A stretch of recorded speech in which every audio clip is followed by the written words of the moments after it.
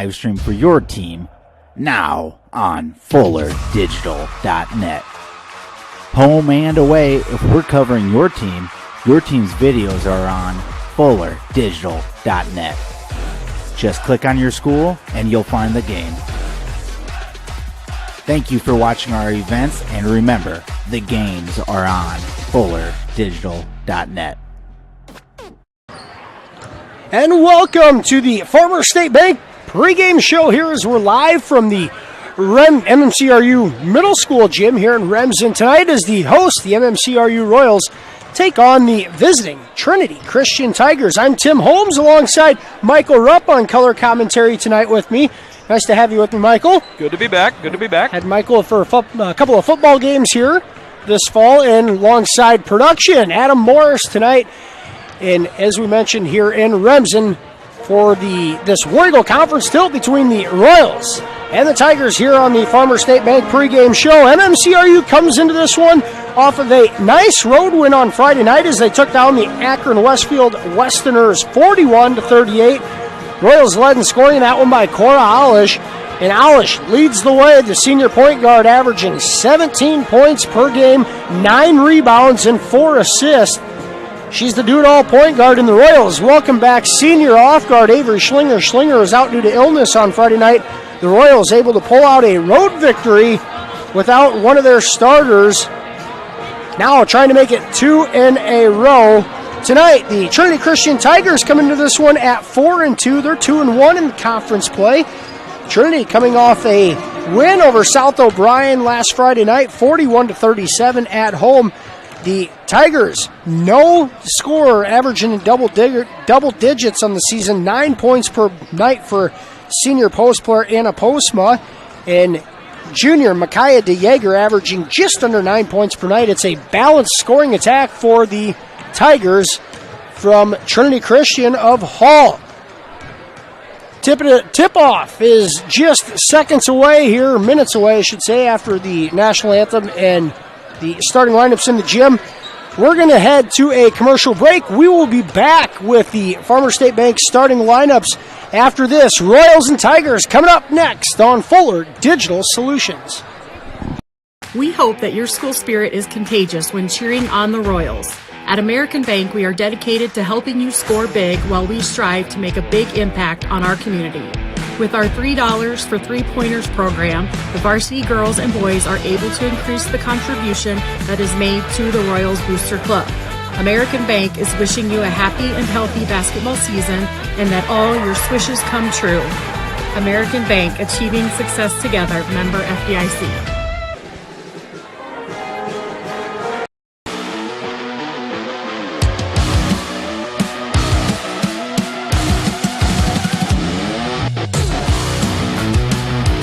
Contact Culligan, your local water expert. Culligan Water not only sells the best water softeners, but also rents them. Big box plumbers and online sellers don't. With renting, you never pay for repairs or extended warranties. And Culligan softeners are backed by the world's largest dealer network. Contact Culligan, the local water experts. Ladies and gentlemen, welcome to MMCRU.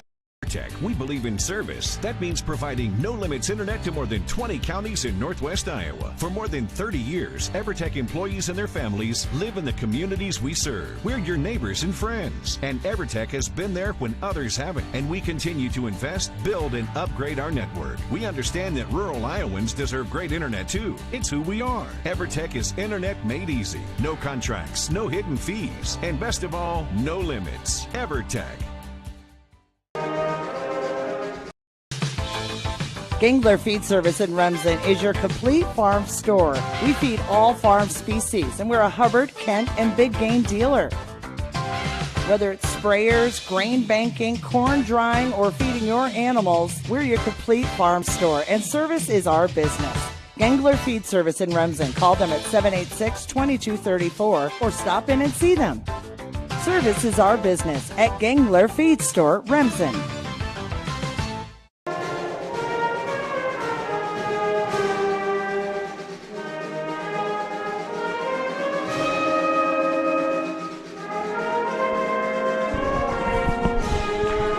Back here on the Farmer State Bank pregame show of the Royals Pep Band. with their rendition of the national anthem, and we're going to go ahead and jump right into tonight's starting lineups in tonight's girls contest. First for the visiting Tigers on the scoreboard. At one guard, number 2, a junior, Mesa Clavinga. At another guard spot, another junior, number 12, Micaiah DeYager. At a wing position, a senior, number 32, Anna Postma. At another wing spot, a senior, number 42, Kiana Heinen. And rounding out the Tigers starting lineup tonight, number 44, a sophomore, Madeline Viss. The Tigers, coached by Mike DeYager, assisted by Chad Bogard, Kyle Vanderbrink. The Tigers come in at 4-2 on the season, 2-1 in War Eagle Conference play. The Royals starting lineups for the home team on the scoreboard tonight. At one guard, a 5'6" senior, number 10, Cora Alish. At an off guard, a 5'10" senior, number 4, Avery Schlinger.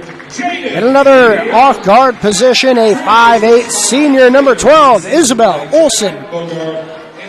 In the post, a 5'7" junior, number 20, Kennedy Tenniger. And rounding out the Royals starting lineup tonight, a 5'8" junior, number 44, Jaden Young. The Royals, coached by Jillian Lecce, assisted by Melissa Young, Danae Dreckman, and Natasha Young. The Royals, 2-2 on the season, 1-1 in War Eagle Conference play. Got all the pregame stuff out of the way, Michael. You have any thoughts on tonight's contest? Well, for one, I'm just excited to be back. The last Royals basketball game I got to be at was the state championship game down at Wells Fargo.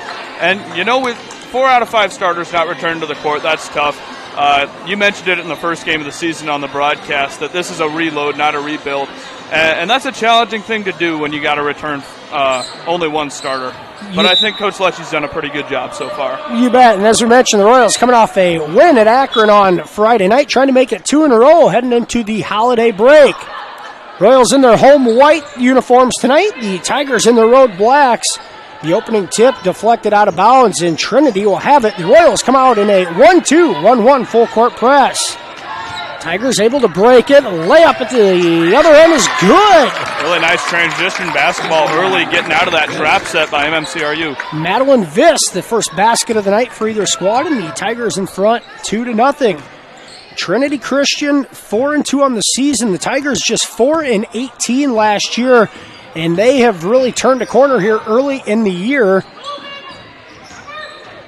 trying to keep their momentum going. That pass deflected out of bounds. Sitting in a man defense so far, and so far it slowed down the Royals' offense. Sitting in a man defense so far, and so far it slowed down the Royals' offense, that play anyway. Here's Young with a drive, a spin move on the baseline. Tries leaving it for Olsen. It's deflected away in a tie-up. Possession arrow will give it to the Royals. Trinity's really plugging up the lane to this point. That's the best place the Royals can attack. Just get the ball inside. We've seen teams really pack it in. Now a shot clock down to 1. Olsen gets it off, and they're going to blow it dead. A shot clock violation on the Royals' first possession of the night. MMCRU started playing a full court press. Friday night's win, speeding things up a bit.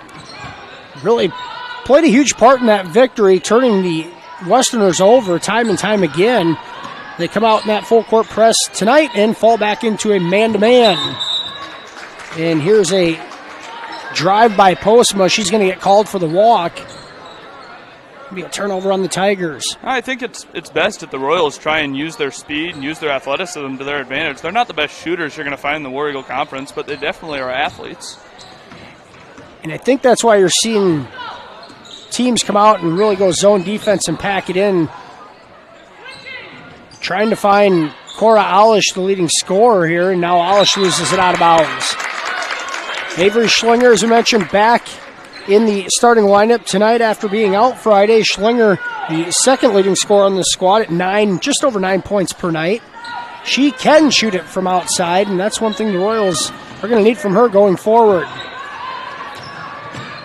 Trinity breaks the press. Shot up, no good. The Tigers able to come up with the offensive rebound, and they'll get another crack at it.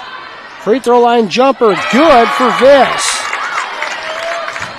And Trinity up 4-0 here, 2 minutes into the ball game. Here's Alish, a drive, and pulls it back out.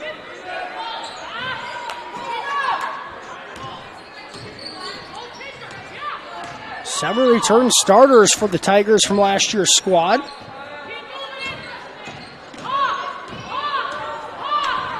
Shot clock down to 10 for the Royals. Yeah, that shot clock really affects high school basketball now. I kind of forgot that new addition to the game. Alish is going to drive. Shot good, and the foul. Alish able to create her own shot off the dribble, and the senior point guard going to have a chance at a three-point play. Well, that's why she leads the team. She just finds scoring opportunities when there don't seem to be any. Alish being asked to do a bit more last year, more of a distributor. She could score when she needed to, but this year as the leader of the squad, and she's going to have to score more, and at 17 points per night, she's going to have to stay there, if not more. Here the Tigers, here's a drive. Postman has to kick it out. Swinging around the perimeter, here's Heinen, and she loses it. Really good defense by Young inside the paint. Here's Olsen as a lane, and her cross, I should say bounce pass across the paint, was deflected out of bounds. The Royals will keep possession. 5:14 to go, first quarter. Trinity Christian a 4-3 lead.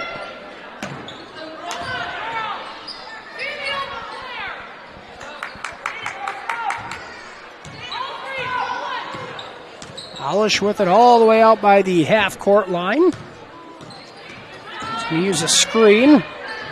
Here's a 17-foot jumper, no good.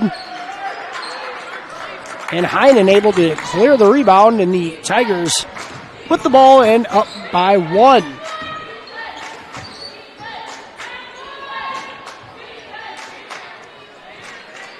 Royals are still playing that man defense. Here's Heinen able to slip the glass with the right hand around the defense of Young, and now Alish a floater in the lane. That's good. That was great work, seeing a lane through that trap at half court and just taking advantage of it. And the one thing to play to Alish's strength is really up in the tempo of the ball game, and there Alish able to beat the defense back and get an easy bucket. It was a great job by Alish there in the paint, playing great defense. Tigers have it around the perimeter. Here's Postma on the left wing. She's going to leave it. Klavinga's three-pointer off the mark. And Young able to come up with the board, and she pushes it ahead.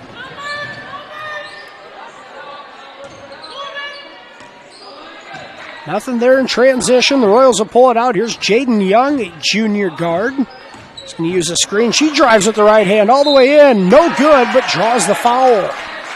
Nice play by Young there. I guess you could call her the sort of transfer. Are we allowed to call her that in high school basketball? The daughter of Royals' new assistant coach. First, team second, 2 shots. Jaden Young. Young played her best ball game of the year at Akron Friday night. Able to create dribble penetration and come up with a handful of assists. Trying to really build the confidence off of that ball game, and she gets 1 of 2 at the line, and we're tied at 6. 3:40 to go here in the first quarter. Yeah, Young's done a lot of the kind of unnoticed work in the paint, setting good defense, just off-ball movement for the offensive. Really just set a good presence. Kind of what Ellie Hillbrandt's played last year, except not as much ditching the ball down to her for scoring opportunities. Here's Postma, spins on Olsen. Her shot off the glass, no good, and it's one and done as Alish clears the rebound on the backside. That was a nice handle from Alish. Alish wraparound pass to Schlinger, and she has it knocked away. Now the ball is still loose, and Kylie Harpenaugh into the ball game for the first time, comes up with it. Now Harpenaugh, an open look from 3. That's off the mark, no good. Young, an offensive rebound, and she's going to go back to the free throw line. Jaden Young making things happen around the rim, and she's going to go to the line for 2 more. Good awareness, knowing the situation of the game. Go up, get that good foul. First free throw right through for Young. She's 2 of 3 from the free throw line tonight. The junior came into this one 4 of 9 from the line on the season, just under 50%. Line change substitution for Trinity Christian. There are 5 players in, 5 players out. Right through for Young. She gets both of them to go. Now 3 of 4 from the line on the night. And the Royals in front 8-6. Tigers swinging around the perimeter. Now go inside. And Alish able to rip it away from Karen Utenbogard. Now Alish all the way in. Up good off the glass. And Alish goes coast to coast. That gets the student section on their feet. MMCRU has got some momentum here. Alish almost comes up with another steal. Oh. Driving a kick around the perimeter. Well, the Tigers looking for somebody to step up and knock down a basket. Standing at the top of the key, here's Kirsten Brummel, and she's going to get called for a walk. That was some really good ball movement by the Trinity offense just before getting called for that walk. Just couldn't get a shot opportunity off. The Royals' man-to-man defense came in clutch there. The Tigers got off to a nice start, scoring on their first 2 possessions. After that, the Royals have clamped down on defense. Here's Alish, a dribble drive again. Good on the scoop. Alish has it rolling here in the first quarter. She's got 9. The Royals in front 12-6. Pick and roll, and it's loose, and Harpenock comes up with the steal. Alish with 9 points to lead the way. Young the other 3, and the Royals a 12-6 lead on an 8-0 run. Here's Harpenock. Has that pass deflected away, and it's Brummel. Now hits a trailer. Not much there, and the Tigers kick it back out. Here's Utenbogard. Leaves it on the left wing. Tigers trying to get it inside. The Royals have done a nice job defensively. Now an open 3 look. Off the iron, no good from Ava Klein. And Harpenow there to grab that rebound. She's really made her presence here in the minute and a half she's been in the ball game. Just feels like the last 4 minutes of this quarter, the Royals have really turned up the intensity. And now Alish is walking it up to the front court, gets called for a 10-second violation. It's easier to keep track of the 10-second violation this year with the shot clock up above there. Sure. One of those things that you have to be aware of, and Alish has played a spectacular first quarter. The one blemish. Royals go back to the bench. Here's Kalia Dreckman in the ball game for the first time tonight. One of the many freshmen on this varsity team now, that a little bit more room with the senior class graduated out. Try and get these young players into the ball game and prepare for the future. Tigers passed up on a couple of decent looks from outside. Now Schlinger gets her hands on it and steals it. And she is fouled heading into the front court. That the first foul of the night on Alice Brummel. Her first foul, the team's 4th foul for the Tigers here in the first quarter. That will reset the shot clock and essentially turn it off with 25 seconds to go here in the first quarter. Alish has that pass deflected out of bounds. And I think if you're Coach Lecce right now, you want the Royals holding for 1, unless you can get an easy bucket out of the time or out of the inbounds. Here's Schlinger, Dreckman. Now the Royals swinging around the perimeter. Now 15 seconds on the game clock. Harpenow almost walks with it. Now there's a drive. Dreckman gets rid of it, down to 4. Here's Harpenow. She has a floater from 15, no good. And at the end of 1, MMCRU leads 12-6. They end the quarter on an 8-0 run. Royals in front, 12-6 after 1. We'll be back with second quarter action right after this here on Fuller Digital Solutions.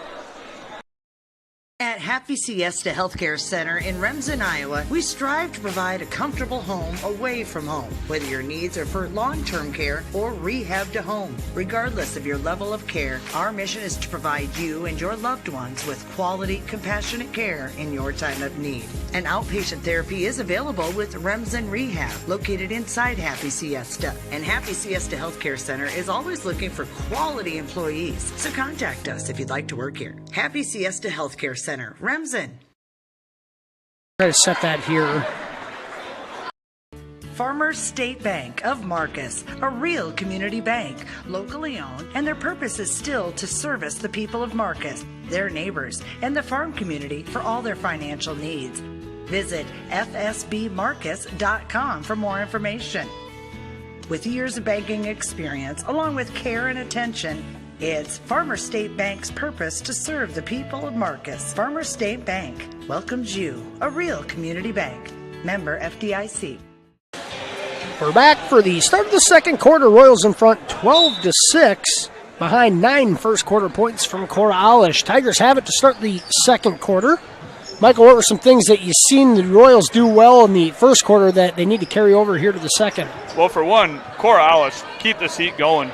Playing a phenomenal game to this point. But right along with her, Jaden Young. Like you said last week, she had her best game of the season against Akron Westfield. But at this point, really good basketball in the paint, getting to the line, getting some easy buckets. So Young thought about a three there as the Royals come up with a defensive stop to start the second quarter. Harpinaugh passes up on a three, gives it to Young. She drives, nowhere to go with it. Able to kick it out. 10 on the shot clock is Schlinger. Tries to get open. Here's Alish now, a right-handed drive. Going into the paint, and it's knocked away. Last touch by Young, and a turnover for the Royals in their first possession of the quarter. We've seen MMCRU run the shot clock down several times tonight in the half court. Just need some more movement, trying to figure out what they need to do. Find themselves getting an easy bucket. Here's a drive from Heinen. Postma's jumper, good from 18. really nice play design there. Got an open mid-range shot. First points of the night for Anna Postma. In the Tigers stop a scoring drought of a couple minutes. Now Alish with it. Schlinger's going to fire a corner three. Off back iron and no good. Tigers running. Royals able to get back in transition. Here's Klavinga. Leaves it. Postma's going to fire again. Another long two. This one no good. And this is fouled on the rebound. Foul's going to go on Jaden Young. It's her first, and the first team foul on the Royals here with 6:17 to go in the first half. They've played clean defense so far. Heinen gives it to Postma inside, guarded by Olsen. Kicks it. Now this a long two. That's short. And Postma is out of bounds trying to save it. The Royals continue to force long twos. If you're Coach Lecce, you got to like that. That's the lowest percentage shot on the floor. Right now, the Royals, about all they're giving up defensively. Here's Alish with it, and she's going to draw a foul on Heinen. That the second foul on Heinen. Yeah, and Trinity up to 5 team fouls to this point in the game, so you could see the Royals enter the bonus here very shortly, and that could really help turn this into a big drive for MMCRU, a big run. Young short on that jumper, and it's out of bounds. Last touch by the Royals. The Tigers just one foul to give here with 5:48 to go in the first half. Brummel checks into the game there as Viss checks out, Heinen checks out, number 42. Tigers led by Madeline Viss and her 4 points. There's Postma, left-handed drive, spins back to her right. Olsen, a nice job defensively, and she has to give it up. Down to 8 on the shot clock. Olsen, a nice play defensively, comes up with the steal. leaves it for Harpenaugh, and the Royals defense again forces another turnover. Schlinger a three, no good. And Postma comes up with the rebound. Good look from Avery, just couldn't knock it down, and the Royals empty-handed on that possession. And the interior pass of this is deflected out of bounds. We're 3 minutes into the second quarter. The Tigers outscoring the Royals 2-0. MMCRU finished the last 4 minutes of the first quarter in a flurry and have since gone into a 3-minute drought here to start quarter number 2. Here's Alish inside, up and good. And Alish, a bit of a size advantage on Klavinga, and able to finish through contact there. The Royals on the board here in the second quarter. And a size advantage, that's not something Cora Alish is going to get all too often, so for her to have it tonight, really take advantage of that.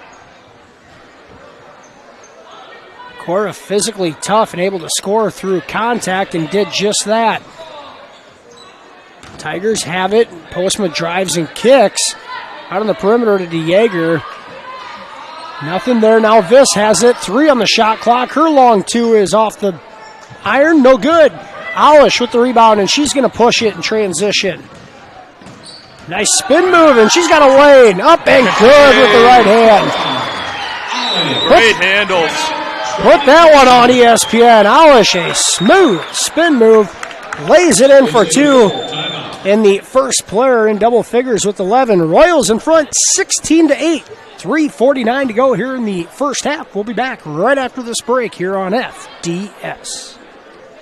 Family has been providing trusted funerals since 1943, when Joseph and Adele Fish bought Remsen's only funeral home. Beginning in 1976, Joe's son Joel and his wife Jean continued the tradition of being a family-owned and operated business. In 2009, David and Elizabeth Fish carried the family tradition into the future and now offer monuments. The Fish family is honored to assist you in your time of need, offering care and compassion. Fish Funeral Home and Monuments in Remsen, our family serving your family since 1943. Back-to-back baskets for the Royals here in the second quarter, and MMCRU stretches their lead to 8. It's 16-8 behind 13 Cora Alish points here in the first half.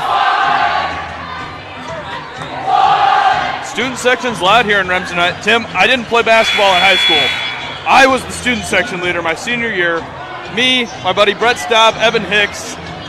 We weren't good at basketball, but we could lead a student section. I'm glad to see that that's still staying fired up, staying rowdy, giving the momentum to this home team. And that's exactly right, the momentum it is. Having a loud crowd and student section behind you gives you that extra oomph of energy, and the Lady Royals have got that here in the first half. Now an interior pass off the glass and good. And that's Anna Postma, her second basket of the night. And the Tigers come out of the timeout and go right inside to Postma for 2. Into the ball game for the Royals for the first time tonight is Andrea Penning, a 5'9" center, a junior. And here's Penning with it, and she'll give it back to Alish. Now Olsen, a wide open look from inside, no good. Good look from Olsen, just couldn't knock it down. And here's Postma with it in the front court.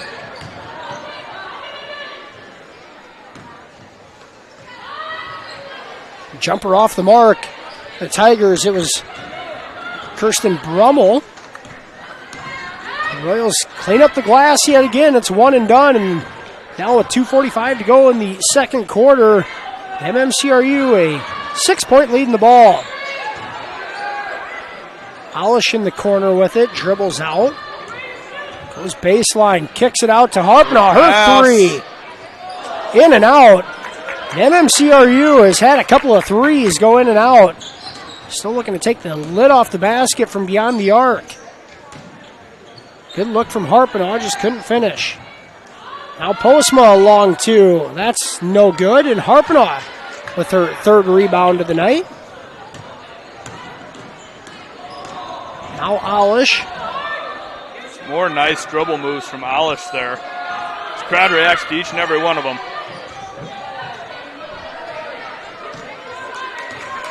Royals are going to set things up here in the half court. Shot clock down to 10 against a 3-2 zone defensively. Now Olsen's going to tee up a three. That's good. And Olsen had not attempted one. Tonight she knocks down her first basket, and the Royals in front 19-10, their largest lead of the night.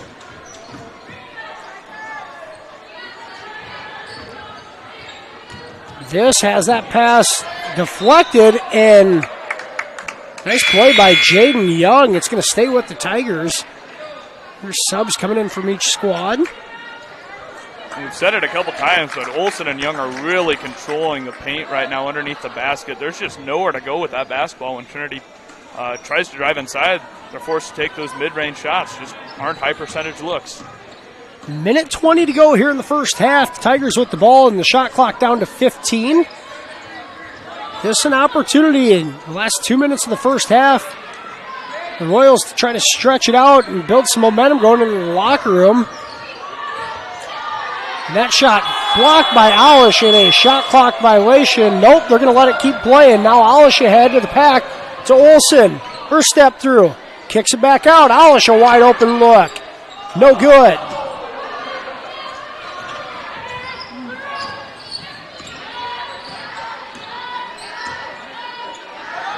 A 15-second differential between the shot clock and game clock for the Tigers.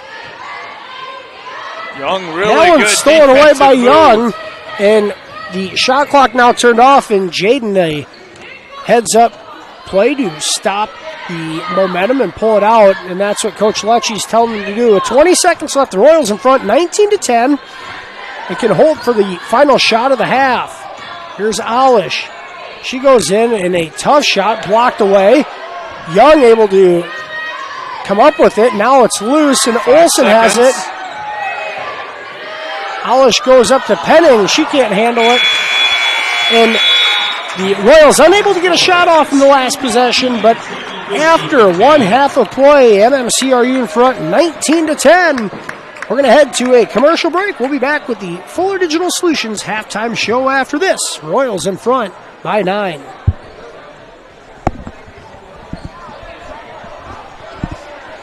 Staying healthy means enjoying life's best moments, and the best way to stay healthy is to make your routine appointments. Whether you have new symptoms or it's time for your annual exam, the providers at Floyd Valley Healthcare know and listen to you, so you'll get the care that you need.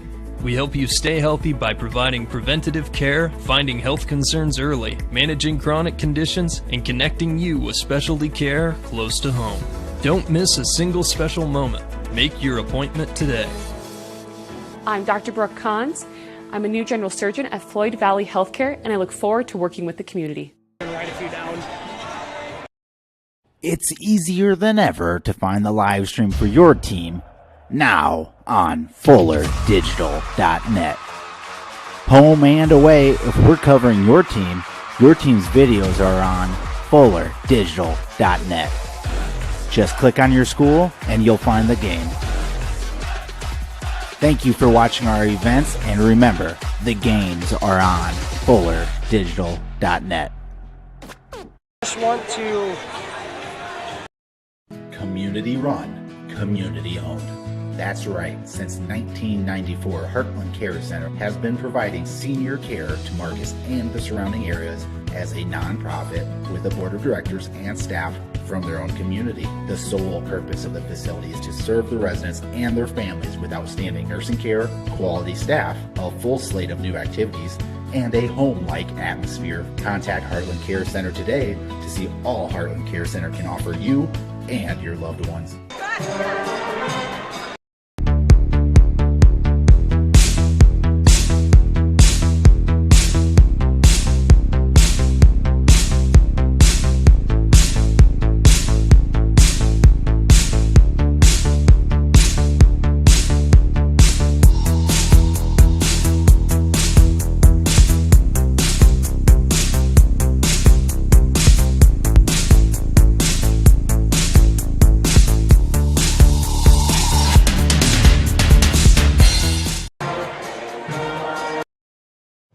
Insurance can be confusing. With all of the legal terms, different policies, what are you actually getting? With over 60 years of experience, there's no confusing the experts at Matkin Insurance. Let Matkin Insurance help you find the policies that fit your lifestyle, budget, and needs.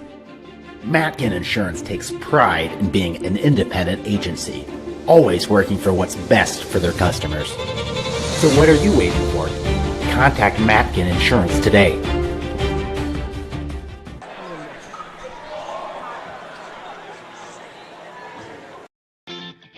Mike's Construction of Marcus is a second-generation general contractor who is a proud supporter of MMCRU, Royal Athletics, and academics. Mike's Construction can help build your dream home from the groundwork, starting with the foundation, to the detailed finish work on the inside. Take a minute to like Mike's Construction on Facebook and see some of the awesome work they have done, and keep them in mind for your next in-house project. Mike's Construction of Marcus. Go Royals! And welcome back here to the Fuller Digital Solutions halftime show. MMCRU in front 19-10 behind 13 first half points from senior guard Cora Alish. Alish 13 points, 2 rebounds. The Royals have 3 points each from Jaden Young and Isabel Olson. The Trinity Christian Tigers led in scoring by Madeline Viss and Anna Postma, each with 4 points. Kiana Heinen has 2 for the Tigers. Trinity Christian, as we mentioned, 4-2 on the season, already matching their win total from last year. The Tigers have had some close wins, a 2-point win against HMS, a 3-point win against Galen Catholic, a 4-point win against South O'Brien on Friday night, as well as a 12-point win against Siouxland Christian. The Tigers know how to finish in close contests. We may have another one here tonight. Royals in front 19-10 at the halftime break. Michael, do you have some scores from around the area? Yeah, a couple area scores to this point. Less than 2 minutes left in the second. Remsen St. Mary's leading 30-13 over Galen Catholic over in Lamar's. Up in Orange City, Unity Christian currently a 46-19 lead over HMS. Again, less than 2 minutes left in the second. And over in Cherokee is tied all at 15, less than 2 minutes in the second with OABCIG. Got a few more area scores. Hopefully, we'll keep you updated on those as the night goes on. Let's take a look back at last night. Galen Catholic, HMS took it to overtime, and Galen Catholic took that one 62-59, a close one there in Hartley. Lawton Bronson faced off with Remsen St. Mary's. St. Mary's took that one 61-28. And West Sioux faced off with Kingsley Pearson. Kingsley took that one by a score of 53-35. Games tonight looking to be some of the last ones before the Christmas break as the weather starts to roll in. We'll have to watch out for that as Thursday comes about. So some quality basketball action here in Marcus before we go off to Christmas break. A lot of action going on here early in the season and really having to navigate through the weather. And this the last big night of scheduled games, but it's going to, I'm sure, ensue. It's going to very much ensure this will be the last night, I'm thinking, with the impending weather coming here later in the week. So we'll call this holiday hoops action tonight is just a few days away. You bet. And the crowd, you can tell tonight also around the holiday break, nice crowd on both sides tonight. MMCRU has a few alumni back from last year's squad. I can see 3 starters back from last year's team, as well as Jalen Bork, who was on the Royals tournament squad, state tournament squad from 2 years ago. The Fuller Digital Solutions halftime show will continue. We'll be back with Farmer State Bank's second half starting lineups here in just a couple minutes as the players make their way back on the court. We'll be back with more action here on the FDS halftime show right after this. Hungry and on the go? Stop by Mrs. B's in Remsen. Locally owned and operated for over 25 years, Mrs. B's has you covered. Coffee, shakes, hundreds of drink options, milk, eggs, and more. Want something hot? Try one of Mrs. B's famous made-from-scratch pizzas, or order one of Mrs. B's many appetizer and sandwich options. Don't forget about the chicken, fish, and pork chop dinners. Mrs. B's is a proud supporter of both MMCRU and Remsen St. Mary's schools. Stop by Mrs. B's today. I chose the NCC CNA course because I just really liked the instructors and the entire NCC community, how welcoming everybody is, and I was able to take it in high school and get it done before I started college. The new facility here at NCC has been great. You've got every tool you can think of. You're never struggling to find something. Just the facility as a whole has been awesome. It makes the learning a lot more interesting and a lot more hands-on, and it's just been great.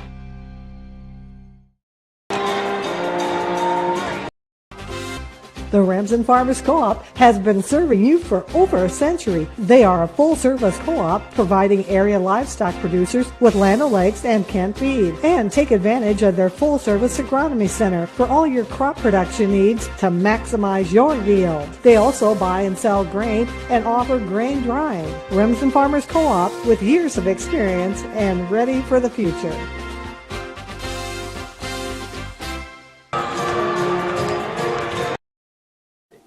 When you walk into Sioux Valley Family Health, we want you to feel as if you are entering our home. At Sioux Valley Family Health, our goal is to improve the health of our community by improving the health of the families who live here. Dr. Christopher Vandaloon and his staff are here to serve you because our priority is to treat each patient as if they are our own family. Make an appointment with us today. Your family is our family at Sioux Valley Family Health. Welcome back here to the Fuller Digital Solutions halftime show. MMCRU in front 19-10 here at the halftime break. Just a minute away from the start of the second half. We'll take a look at the Farmer State Bank second half starting lineups. First for the Royals, Cora Alish, the senior guard, leading all scorers with 13 points tonight. Avery Schlinger is senior forward. Isabel Olson, a senior guard. Kennedy Tenniger, a junior forward, and rounding out the Royals' second half starting lineups. Jaden Young, a 5'8 junior guard. The Royals, really no foul trouble to speak of. Young has one foul, and I believe it's the only team foul the Royals had the whole first half.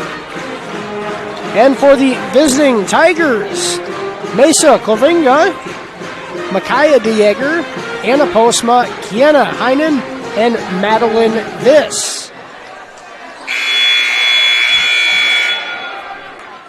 On the other hand, for Trinity, they finished the half with 5 team fouls, I do believe. So good job. They didn't commit another one after I mentioned it. Didn't end up going into the bonus. So I expect Trinity to try and continue to stay out of foul trouble as we go forward. And the Royals, they got some fouls to play with. So I'd say really see them be aggressive in the paint on defense. Yeah, the game played very clean so far as fouls go. The turnovers have been down a little bit. Both teams an opportunity to get some buckets. Just neither team has really shot the ball all that well so far, and MMCRU has been able to get a few more buckets inside, especially in transition, and that's been the difference. Royals with the ball here to start the second half. Here's Kennedy Tenniger in and out on that three opportunity. And Alish comes up with a second chance. Ball fake, and now the floater on the baseline, no good. Young with the offensive rebound, her putback no good, and the Tigers able to clear it. Here's Klovinga on the run out. They'll set things back up. Postma being guarded by Olson inside, and now she'll get called for a walk. Again, a great job by Belle Olson playing the paint. She doesn't have the stats to show for it, but phenomenal defense by Olson down low. Yeah, those are things that are not going to show up in the stat sheet, but Olson has drawn the best offensive player from the other team in a few of these contests. We've seen that happen with Boovie against Hinton last week. Olson has done a nice job defensively on all of her assignments, but holding Postma to just 4 points in the first half. There's Postma and the handoff to Viss. Now the Tigers want to run a weave at the top. Heinen steps into a three. That's off the mark. And Schlinger comes up with the board off the nice box out.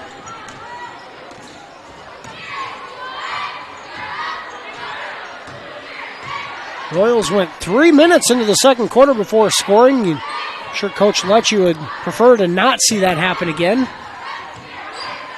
Schlinger gives it back to Young. She's going to fire along too. No good. Tenniger with the offensive rebound. Her put back up. Good with the left hand. And Kennedy Tenniger has her first points of the night on the putback. Royals lead in double digits for the first time tonight. Just really good offensive awareness, knowing where you got to be to get that rebound and just being smart with the basketball, putting it right back up. The second possession row, the Royals have crashed the offensive glass and able to get second chance points there. And now here's Viss fouled inside. She's going to earn her way to the free throw line. Young's second foul of the game. Line for 2 shots. Team first of this second half. Here's Madeline Viss at the line, the sophomore post player, knocks the first free throw down. Her 5th point so far today. Viss leading the Tigers in scoring. 0 for 3 from the free throw line coming into this one, and she knocks both of them down without touching the rim. Help percentage out a little bit for her. 21-12, Royals in front now. Alish has it stripped away by Heinen. Tigers are on the run. Layup no good, but Young picks up her 3rd foul in the process. See if Coach decides to take Young out. It looks like she will, and Harpenaugh is going to check back into the game after this shot. 2 shots.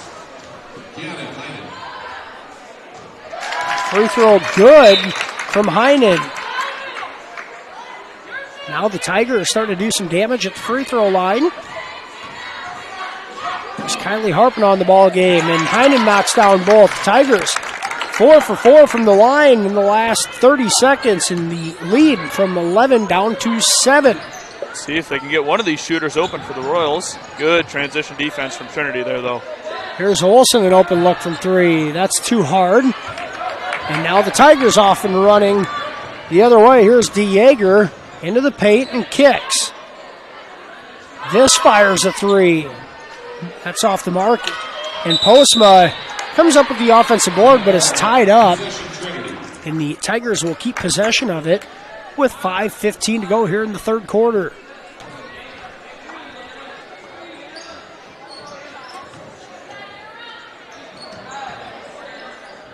Jaeger hands it off to Heinen. She drives right in, nowhere to go.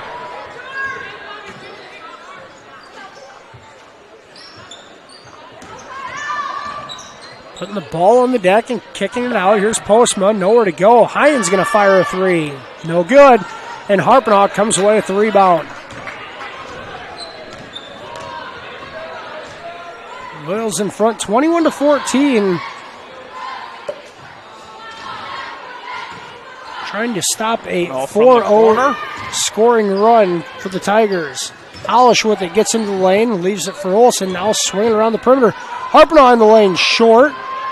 Alish has it, 10 on the shot clock as it did not hit the rim. And now Alish loses it out of bounds. It looks like Harpenaugh just couldn't decide if she wanted to shoot that or pass it, and kind of went 50-50 on it. And just a little ball handling mistake from Cora Alish. Line change for the Tigers, 5 out, 5 in.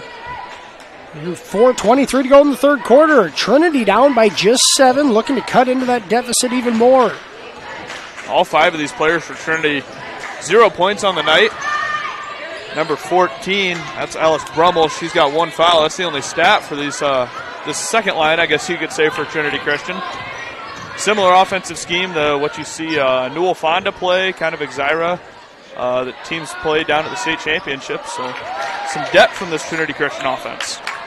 Tenniger misses everything on that 3-point attempt. Now the Tigers with it. And Van Manen just missed the shot, now has it stripped away by Tenniger. And the Royals have possession. See if Alish to get something going with this Royals offense in the half court. Now Tenniger on the backside. She catches and lays it in. A nice pass for Alish, and Tenniger an even better finish as she kept the ball up high the whole time. Kennedy Tenniger, her second basket of the night. Here's a three on the way. No good, and Alish clears the rebound. Alish all the way in, lays it up, no good on the scoop shot. And Alish that's one she'll wish she has back, but showing some fatigue, and the Tigers are going to call a 30-second timeout. Royals in front, 23-14, 3:03 to go, third quarter.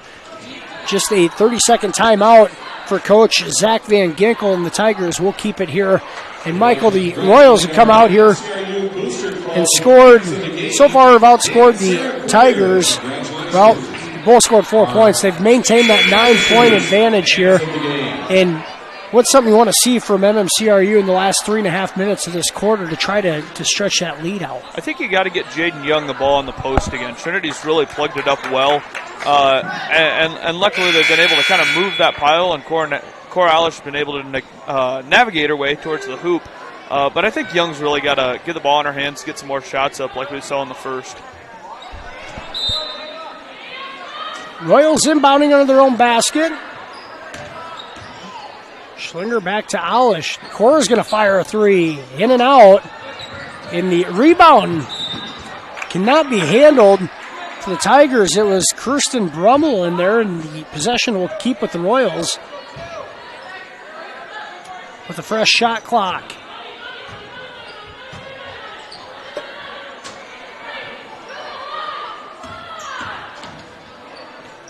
Schlinger tees up a three. That's off the mark. Schlinger 0 for 3 from beyond the arc, and now the Tigers want to run. Up ahead is Utenbogard. Pulls it out, dives back in, and kicks. It's a good job by Harpnaugh, just, again, being in the lane, slowing down the offense a little bit, making Trinity work for these points. A deep three, no good by Utenbogard. The Royals clean up the glass again. Here's Tenniger. She's going to fire a three. That's short, and it's out of bounds. He'll stay with MMCRU. And I don't know if that three is really Tenniger's shot. She had the first one out of the timeout go in and out, but the last two have missed everything. If you're Coach Lecce, I think you want to see Kennedy try to find some easy baskets inside where she's had some success. I think that's the entire team in general. This, like we said earlier, this isn't a team of shooters. This is a team of athletes. I'd like to see them use their speed and their agility and push the pace of this game a little bit more. Harpnaugh, a good look there. She can't knock it down, and now the Tigers are going to fire a three from the outside. No good for Klavinga. And the Royals, once again, able to come up with a defensive rebound.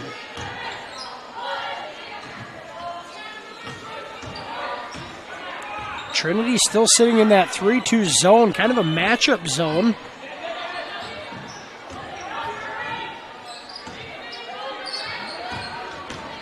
Shot clock trickles down to 10. Alish drives and kicks. Harpnaugh, another look from three. That's short. And it's going to be a run out for Klavinga. Harpnaugh able to stop her. Offensive putback, no good. But a foul called. And a good hustle play by Micaiah DeJager. And DeJager will go to the line for two. Call that one on Kennedy Tenniger. Like we said earlier, the Royals pretty comfortable foul-wise. None of these starters, now Kennedy Tenniger the only one with a foul, so doing pretty good. It's just been Young who's kind of been in foul trouble to this point, so that's a pretty smart foul, I'd say, from Tenniger. DeJager knocks down the first free throw, her first point of the night. Second is off the back iron. She's able to get her own rebound. Put back. Good. And DeJager able to work around the box out and comes up with her own three-point play. Now a press by the Tigers. Royals able to break it. Here's Alish with it. Alish drives baseline up. It's good, but a foul called on the floor. Wave off the basket. Just like that, Trinity Christian has gotten the deficit down to 6. A minute 02 to go here in the third quarter. Young checks into the game for Harpnaugh here. Ryder Young, 3 fouls already this game. She's got to play smart, but continue to be aggressive in the paint with her. I'm the Royals. You just want to be more efficient on the offensive end. I would not force three-point baskets. And here's Young, drives baseline, has the pass deflected, and it's a turnover. And now Tenniger is going to come up with a tie-up in the backcourt and gives the possession back to the Royals. Well, that's at least the second time we've seen Tenniger just get in there and get her hands on a basketball like that. Really good awareness, got the Royals a free possession. Here's Penning inside. She has her shot blocked by Viss, but a foul called. And it's Andrea Penning, the junior post player, go to the line for two. Say that was a really well-designed play for MMCRU, getting Young to get that easy pass down to Penning and send her to the line for two shots. First free throw is short from Penning. The Royals had about an 11-second differential on the shot clock and got that off quick enough where they have a 2-for-1 opportunity. Need Penning to come away with some points, and she does, making 1 of 2. Now a 5-second differential in the shot clock for the Tigers. The Royals should have the last crack of the quarter. Heinen fires a three. No good. Rebound by Alish, and she loses it out of bounds after colliding with her teammate. Penning and Alish had a collision, and we're going to have a stoppage in play here. 25 seconds to go.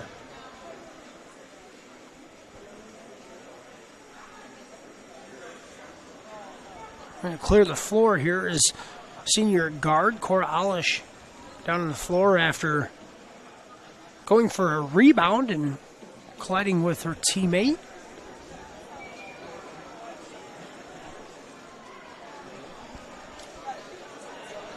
.25 seconds to go here in the quarter, and we're going to keep it here as Alish able to get up and walk off under her own power. I don't think we've seen Alish lead the game yet so far today, so this will be a new look for the Royals offense. We have not, and so this is going to be an opportunity for Alish to get some rest. It looks like she might have gotten poked in the eye. Now the Tigers have it. 25 seconds to go in the quarter. They go inside to Viss. Her shot no good, and Young clears it out. And now with 20 seconds to go, Young has it, and the Royals can hold for one.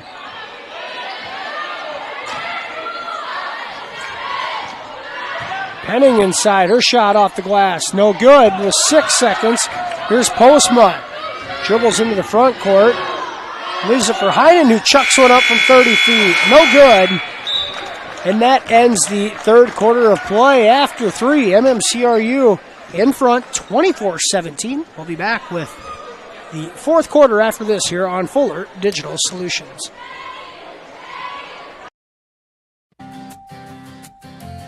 Schmelling Construction is a general excavating company that specializes in farm drainage, terraces, waterways, demolition, and concrete asphalt recycling. They are a proud supporter of the local school district and community. Schmelling Construction is a family-owned business that has been going strong since 1977. Visit them online at schmellingconstruction.com and be sure to like them on Facebook. Back here for the start of the fourth quarter, MMCRU in front, 24-17 over Trinity Christian. The Royals led in scoring by Cora Alish, is 13 points. Alish shut down in the third quarter, scoring-wise, but Alish 13 points to lead the way. Kennedy Tenniger has 4. Olson has 3. Jaden Young has 3, and Andrea Penning has 1.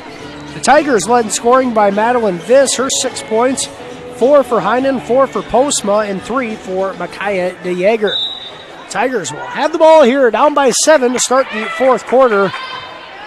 Royals still have Cora Alish on the bench. Here's a left wing three. Good out of the break. It's DeJager knocking down the triple. And the Tigers have the deficit down to 4. Here's Young up ahead to Olson. Over to Tenniger. Tenniger's shot no good, but Heinen on the foul. That's the quick transition passing I think the Royals really need to fall back on here. And like we said, got a lot of speed and a lot of athletes on this roster, and try and move the basketball as quick as we can. Royals able to break the press nicely with good ball movement there. And Tenniger knocks down the first free throw. Kennedy has 5 points on the night, all of which in the second half. Second off the mark. Here's Olsen trying to save it and has a foot on the line. Good effort by Olsen to save the possession.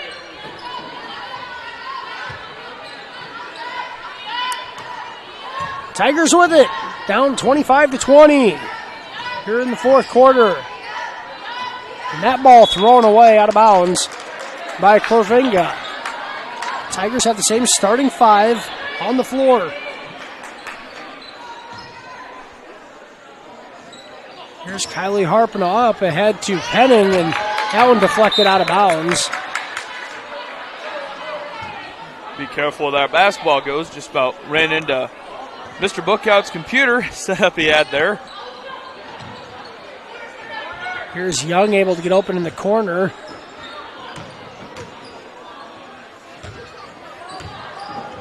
Royals can afford to be patient here. Now Olsen's going to get called for a walk.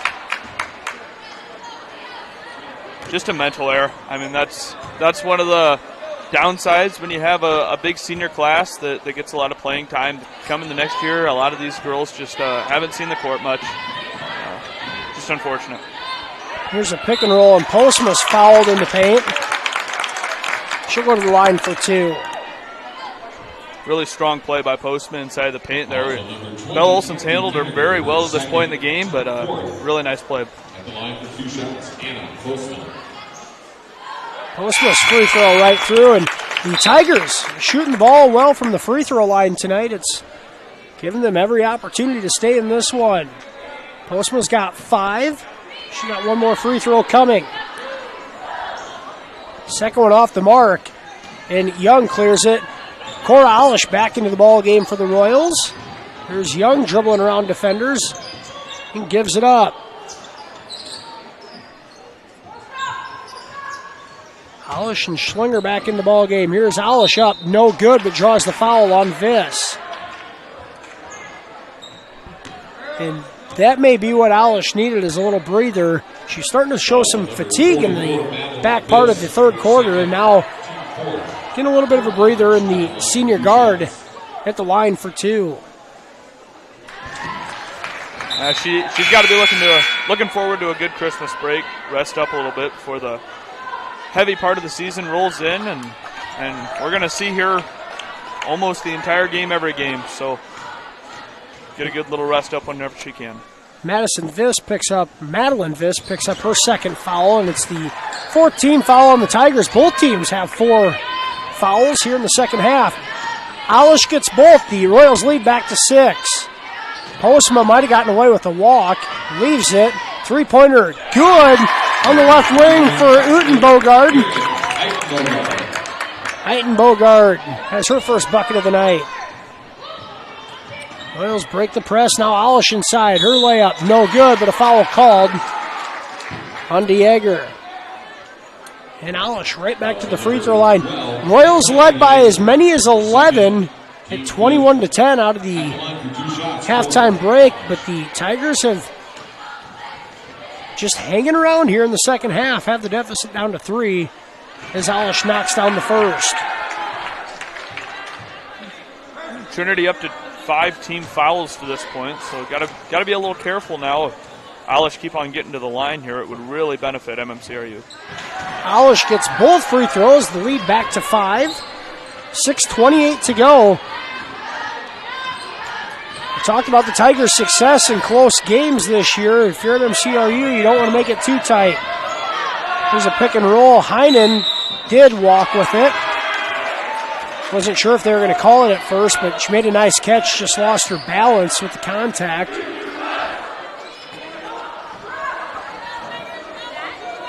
Now the Tigers want to press full court in the 2-2-1. Royals able to break it easily. Here's Olsen. Gives it inside. Schlinger's layup. Good! And Avery Schlinger, her first points of the night.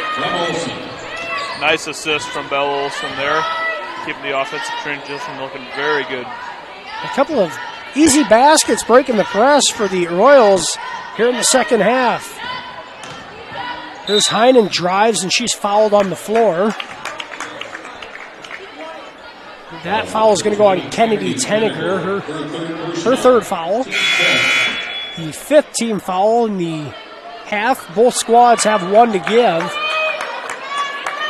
Postma and Heining come out for the Tigers. Now an opportunity for the Royals with the two leading scorers on the bench. Here's a three off the mark. Rebound by the Tigers. Put back no good.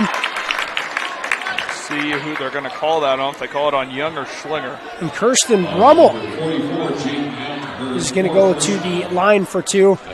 Jaden Young called for the foul. It's her fourth. So Royals, Young has four. Tenniger has three. First free throw, no good for Brummel. And the Royals going to roll the dice and leave Young on the floor with 5:39 to go. She's going to have to play smart to avoid that fifth foul. If that means giving up an easy basket, just let him go. Free throw, no good. And the loose ball out of bounds to MMCRU.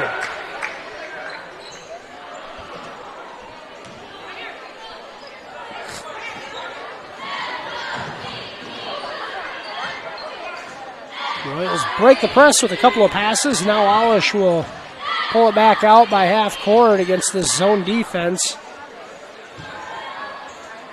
Efficiency in the half court here for MMCRU. Limit the bad shots and turnovers. Here's Alish. Passes up an open look. Now a nice 15-footer.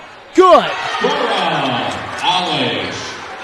As we mentioned, long shots bring out long rebounds, and that's giving the Tigers a couple of transition buckets tonight. Alish puts that one on the deck and knocks it down from 15 foot. Now a turnover for the Tigers. Alish into the front court, and she'll pull it back out. Under 5 to go, and the Royals have the lead back up to 9. Opportunity to push it back into double digits. Hey, you definitely can't play comfortable here if you're MMCRU. You got to keep the pedal down, keep trying to put points on the board to protect this lead. Royals call timeout. Full timeout. 4:36 to go. MMCRU in front, 33-24. We'll be back after this commercial break here on Fuller Digital Solutions. You're going to love the view of a Screen Builder's designed outdoor leisure living space. Whether an all-season room, 3-season room, deck, or patio, Screen Builders offers easy installation and a reliable warranty. From construction of new spaces to providing shade to existing spaces or adding Easy Breeze panels to your screen room, start your project at screenbuilders.com and enjoy the views you've been missing. Call Screen Builders. You're gonna love the view.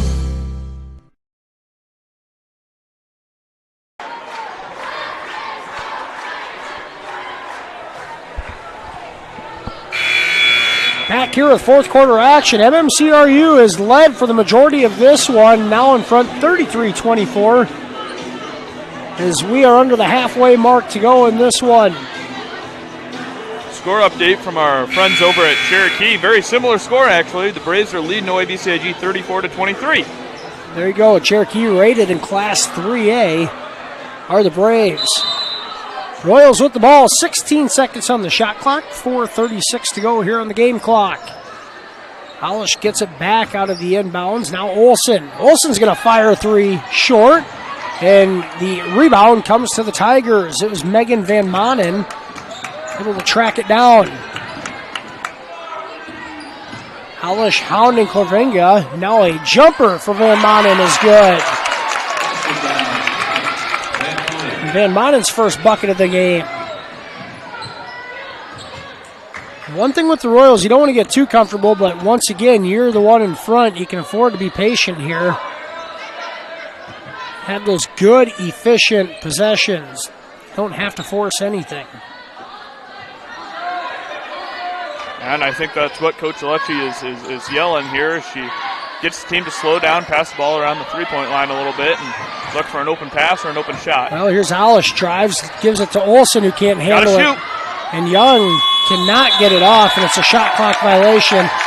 And you can afford to play this way when you have a point guard like Alish. The problem is when she gets inside like that, you just have to go up with it, because right now some of those players either can't handle that pass or they don't see it coming, and it leads to a turnover. That one, at least a dead ball turnover. Yeah, and the benefit of the shot clock is it keeps Trinity Christian in a game like this. Previous years, right now, MMCRU, you'd see him just trying to dribble out these last 3 minutes. 3 off the mark for the Tigers, and that would have got this thing really close. It would have. It was Eitenbogard on the attempt. Klavinga on the attempt. Royals have it now. Under 3 minutes to go. With it in the half court, a 33-26 lead against the zone defense. Now Schlinger cuts on the backside, nothing there, and she'll pull it back out. Now gets it back in the corner. 3, good! And Avery Schlinger knocks down her first triple of the night.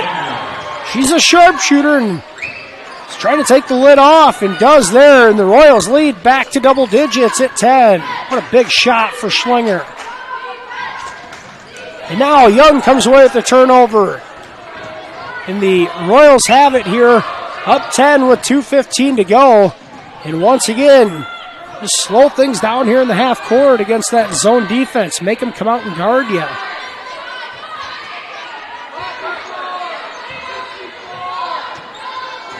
And now the Tigers are going to come out of that zone and go man, try to apply some pressure. Shot clock down to 10. Here's Alish, and a foul called on the floor. And they're going to get Alice Brummel. Brummel's second, the 6th team foul on the Tigers. Both teams now in the bonus with 1:55 to go. Foul resets the shot clock back to 35.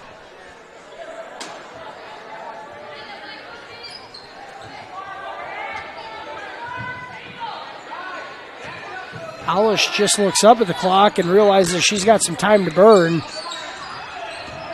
And being guarded by Heinen, and dribble around by the perimeter. Heinen playing attacking defense, but a Tanger nice pass. fires a 3, no good. Young able to come up the offensive rebound, now pull it back out. And they got 30 seconds. Now Schlinger's going to get fouled with 1:32 to go, and a smart decision by Trinity. MMCRU, maybe a quick trigger from Tenniger on the 3. The clock is more important than anything else right now, and it's all situational basketball. You want to shorten this ball game as much as you can. Now Schlinger at the line for the front end of a 1-and-1. Free throw right through. And Avery Schlinger coming up big here in the last couple of minutes. She's got 6 on the night, 4 of them here very recently. Second is good, and Schlinger knocks down a couple of free throws. Royals lead to 12, 90 seconds to go. Heinen with it in the far corner, drives baseline, and a foul is going to be called on Tenniger. Really looked like Heinen was out of control, but a foul called. It's her 4th. Tenniger and Young both with 4 fouls. Harpnell is going to check into the game for Tenniger.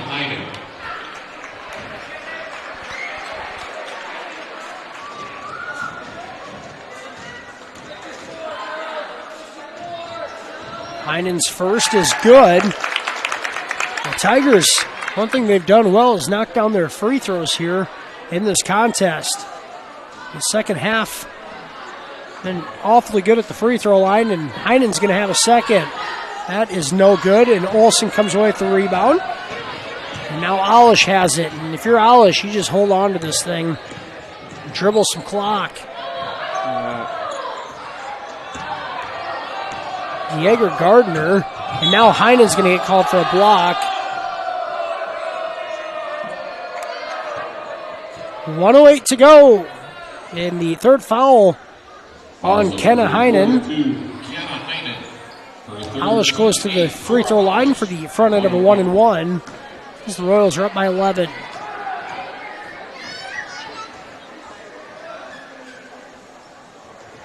First free throw is good. That brings Alish up to her 20th point of the game, and that's what she averages on the season. So another solid performance from her tonight. She's eclipsed the 17-point average, and now up to 21 on the night. And the Tigers are going to call a timeout. 1:08 to go. MMCRU, their largest lead of the night at 13. It's 40-27. We'll be back after this commercial break here on FDS. United Bank of Iowa is proud to support MMCRU sports. As Iowa's #1 ag bank for the past 17 years, our experienced ag lenders are ready to help your farm operation succeed. If you need financing for a new home or vehicle, our lenders are ready to listen. Come to United Bank of Iowa for your child's first savings and checking account, as well as financing their first vehicle or 4-H livestock. We're committed to rural Iowa and the communities we serve. The difference is here at United Bank of Iowa, with offices at 35 locations in West Central Iowa, including the local Cleghorn and Marcus offices. Member FDIC. Royals in front, 40-27. MMCRU averaging 42 points tonight. The Tigers averaging 40.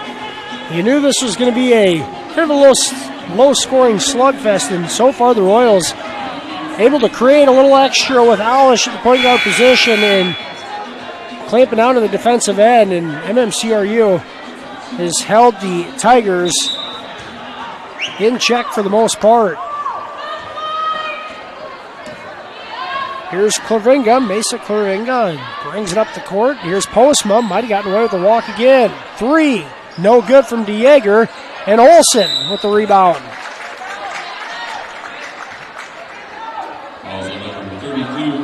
And Anna Postma is going to pick up the foul. It's her third. Got a final score from up in Orange City. Unity Christian defeats HMS 81-41. Unity Christian, another good year on the horizon for them. Olsen knocks it down. The Knights ranked in Class 3 yet again. Gracie Schoenhoven back and looking for yet another state finals appearance. Olsen, good on the second free throw, and the Royals now in front, 42-27, 50 seconds to go. Heinen drives baseline again, and a foul called on Dreckman. And once again, it's Kiana Heinen initiating the contact, driving baseline. Kalia Dreckman picks up the foul, the freshman, into the ball game in her second stint. First here in the second half. Heinen knocks down the first free throw. Final score, not a final score quite yet. Still about a minute 49 remaining. Remsen St. Mary's leads 64-28 against Galen Catholic over in Lamars. Second free throw attempt from Heinen, no good. Remsen St. Mary's girls squad ranked 4th in Class 1A. Trying to get back to the state tournament for the first time in quite a while. Here's Alish dribbling some clock and gets rid of it. Royals a 14-point advantage and a 13-second differential in the shot clock.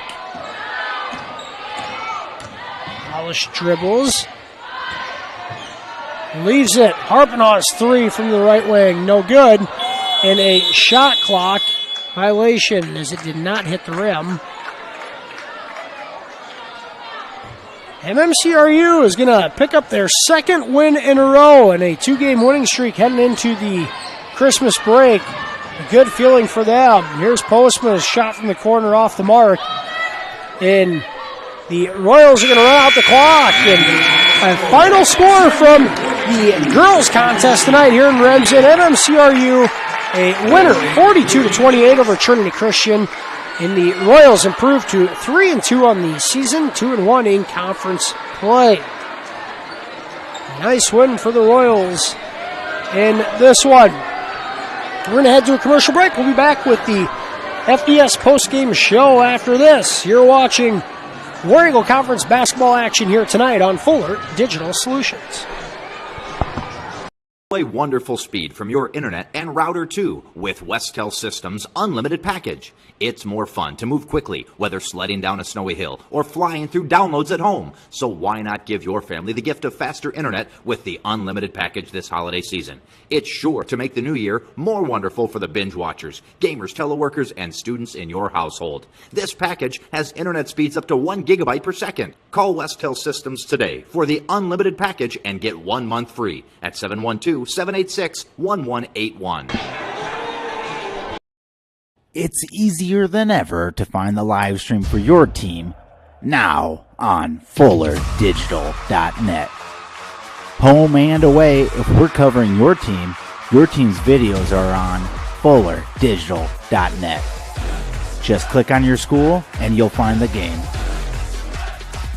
Thank you for watching our events, and remember, the games are on fullerdigital.net. We hope that your school spirit is contagious when cheering on the Royals.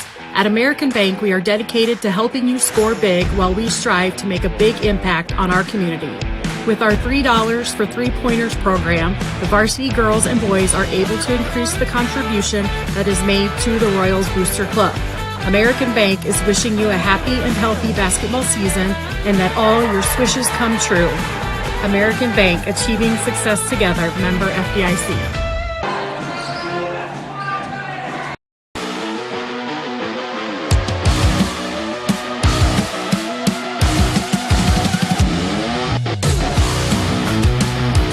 Contact Culligan, your local water expert.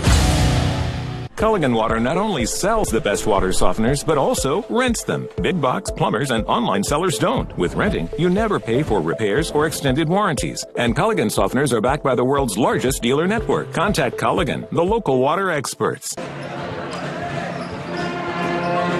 EverTech, we believe in service. That means providing no-limits internet to more than 20 counties in Northwest Iowa. For more than 30 years, EverTech employees and their families live in the communities we serve. We're your neighbors and friends. And EverTech has been there when others haven't. And we continue to invest, build, and upgrade our network. We understand that rural Iowans deserve great internet too. It's who we are. EverTech is internet made easy. No contracts, no hidden fees, and best of all, no limits. EverTech.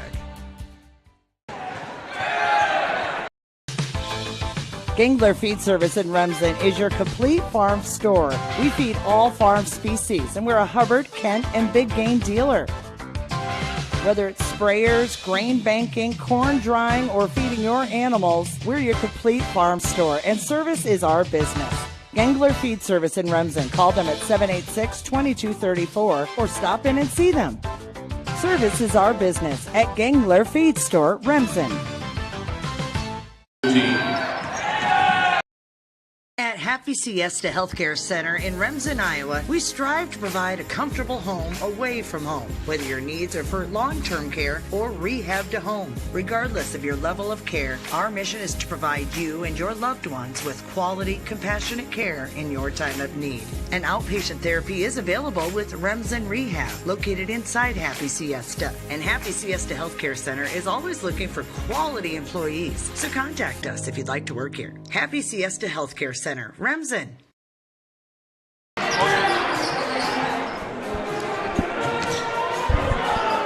And welcome back here to the Fuller Digital Solutions post-game show. Final score in tonight's girls contest, the MMCRU, a 42-28 winner over Trinity Christian. And I guess we can officially call it holiday hoop season because the MMCRU pep band is rocking out to some Christmas music. And I don't think anybody in the gym is complaining about it. And if so, you're probably a Grinch. Right at him. The Lady Royals, a 42-28 victory tonight. The MMCRU, a 12-6 lead after the first quarter and led 19-10 at the halftime break. Tigers got it within 4 a couple of times in the second half, but the Royals outscoring Trinity 18-11 in that fourth quarter and win this one going away, improving to 3-2 on the season, 2-1 in conference play. The Tigers fall to 4-3 and 2-2 in conference play. These two teams will meet again on January 10th up in Hull. Leading scorers tonight for both squads. First for the Royals, Cora Olish, 21 points, 6 rebounds tonight for the senior. Avery Schlinger came up big in the fourth quarter, 7 points, 5 for Isabel Olson, 5 for Kennedy Tenniger, 3 points for Jaden Young, and 1 for Andrea Penning. The Tigers had a trio of leading scorers, 6 points each for Madeline Viss, Kiana Heinen, and Micaiah DeJager. 5 points for Anna Postma, 3 for Karen Eitenbogard, and 2 for Megan Van Manen. Michael, you have some other scores from around the conference tonight? Yeah, I do. So, battle Alta Aurelia versus River Valley down in Correctionville. Alta Aurelia from the Warrior Conference took that one 57-41. That's the final score. Remsen St. Mary's final score over Galen Catholic 64-29. Unity Christian final score over HMS 81-41. Of course, the MMCRU game final score of 42-28. And trying to get a score update for the Cherokee-Washington game right now. Looks like that game is still in progress in the fourth quarter with 4 minutes, 4:30 remaining. Cherokee leads 48-45. Good matchup there. Yeah, close contest there in Cherokee. The Lady Royals will be back in action after the Christmas break on January 3rd at home against Harris Lake Park, trying to improve on their now 2-game winning streak as they head into the holiday break. We have about 9 minutes to the start of the boys contest tonight. Just as a events reminder, the MMCRU dance team will perform a Christmas set at the halftime of the boys contest. We'll try to keep it here for you to show that, as well as any other events that are going on during the boys' halftime break. That's going to do it for the FDS postgame show in the girls' contest tonight. Once again, Lady Royals win 42-28. We're going to take a commercial break. We'll be back flipping the switch to the boys' contest here in the back part of the doubleheader on the Farmer State Bank pregame show. We'll be back after this. Farmers State Bank of Marcus, a real community bank, locally owned, and their purpose is still to service the people of Marcus, their neighbors, and the farm community for all their financial needs. Visit fsbmarcus.com for more information. With years of banking experience, along with care and attention, it's Farmer State Bank's purpose to serve the people of Marcus. Farmer State Bank welcomes you, a real community bank. Member FDIC. Family has been providing trusted funerals since 1943, when Joseph and Adele Fish bought Remsen's only funeral home. Beginning in 1976, Joe's son Joel and his wife Jean continued the tradition of being a family-owned and operated business. In 2009, David and Elizabeth Fish carried the family tradition into the future and now offer monuments. The Fish family is honored to assist you in your time of need, offering care and compassion. Fish Funeral Home and Monuments in Remsen, our family serving your family since 1943. Floyd Valley Healthcare, we want you to travel somewhere fun, not to a doctor's appointment. Specialists, specialty clinics, and outpatient services bring advanced skills and training and make diagnostics and treatment capabilities more accessible, keeping care convenient and close to home. Working in step with your healthcare team, specialists communicate and collaborate to provide you and your family the care that you need. To learn more about specialty services, talk with your provider or visit floydvalley.org. 24. It's easier than ever to find the live stream for your team now on FullerDigital.net. Home and away, if we're covering your team's videos are on FullerDigital.net. Just click on your school and you'll find the game. Thank you for watching our events, and remember, the games are on FullerDigital.net. Community run, community owned. That's right, since 1994, Heartland Care Center has been providing senior care to Marcus and the surrounding areas as a nonprofit with a board of directors and staff from their own community. The sole purpose of the facility is to serve the residents and their families with outstanding nursing care, quality staff, a full slate of new activities, and a home-like atmosphere. Contact Heartland Care Center today to see all Heartland Care Center can offer you and your loved ones.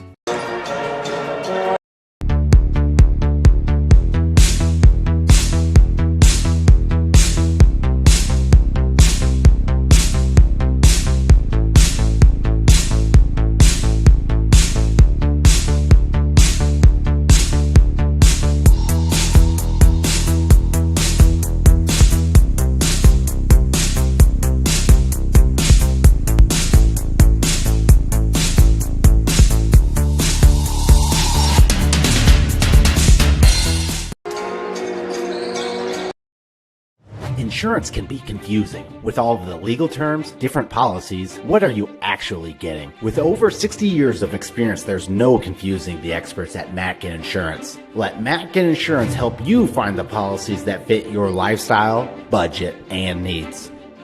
Matkin Insurance takes pride in being an independent agency, always working for what's best for their customers. So what are you waiting for? Contact Matkin Insurance today.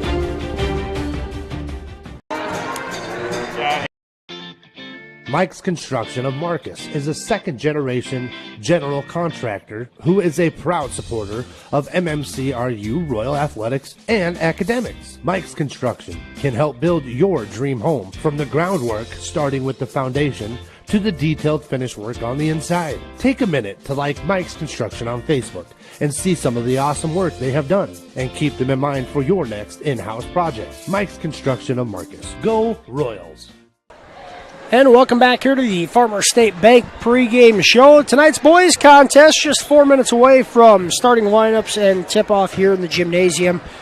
And the previous show looks at the MMCRU boys looking for their first win of the season, 0-4, 0-3 in conference play. Having some heartbreaking losses last week, a couple of them, a 56-52 overtime loss at Akron last Friday night, and a 54-51 loss to Hinton in Marcus last Tuesday. The Royals looking to get over that hump and pick up their first win of the season before the Christmas break. Trinity Christian 1-5 overall, 0-3 in conference play. The lone win for the Tigers came at Siouxland Christian back on December 10th, a 72-67 win against the Eagles. The Tigers coming off a 70-31 loss at home last Friday against South O'Brien.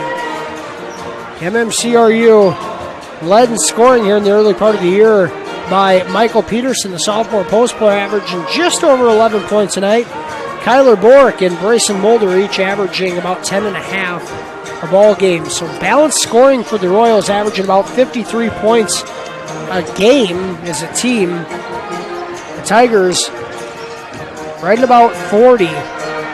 Something's going to have to give tonight, but MMCRU feels like they got an opportunity to pick up that first win. Michael, what are some things, I know you've been able to watch a fair amount of the games, what are some things you like to see out of the boys tonight, and what do you think a couple of things they have to do to win? Right, so the big difference in this Royals team this year is the three-point shot hasn't been a primary play. It's been Kyler Bork taking a lot of three-point shots, but where the most success has came has been feeding Michael Peterson the rock down low. I believe he's shooting right around 50% on the season, which is just phenomenal, especially being such a young player, holds a lot of size, holds a lot of talent. So feed Michael Peterson the ball as continued. And then I think space the floor a little bit.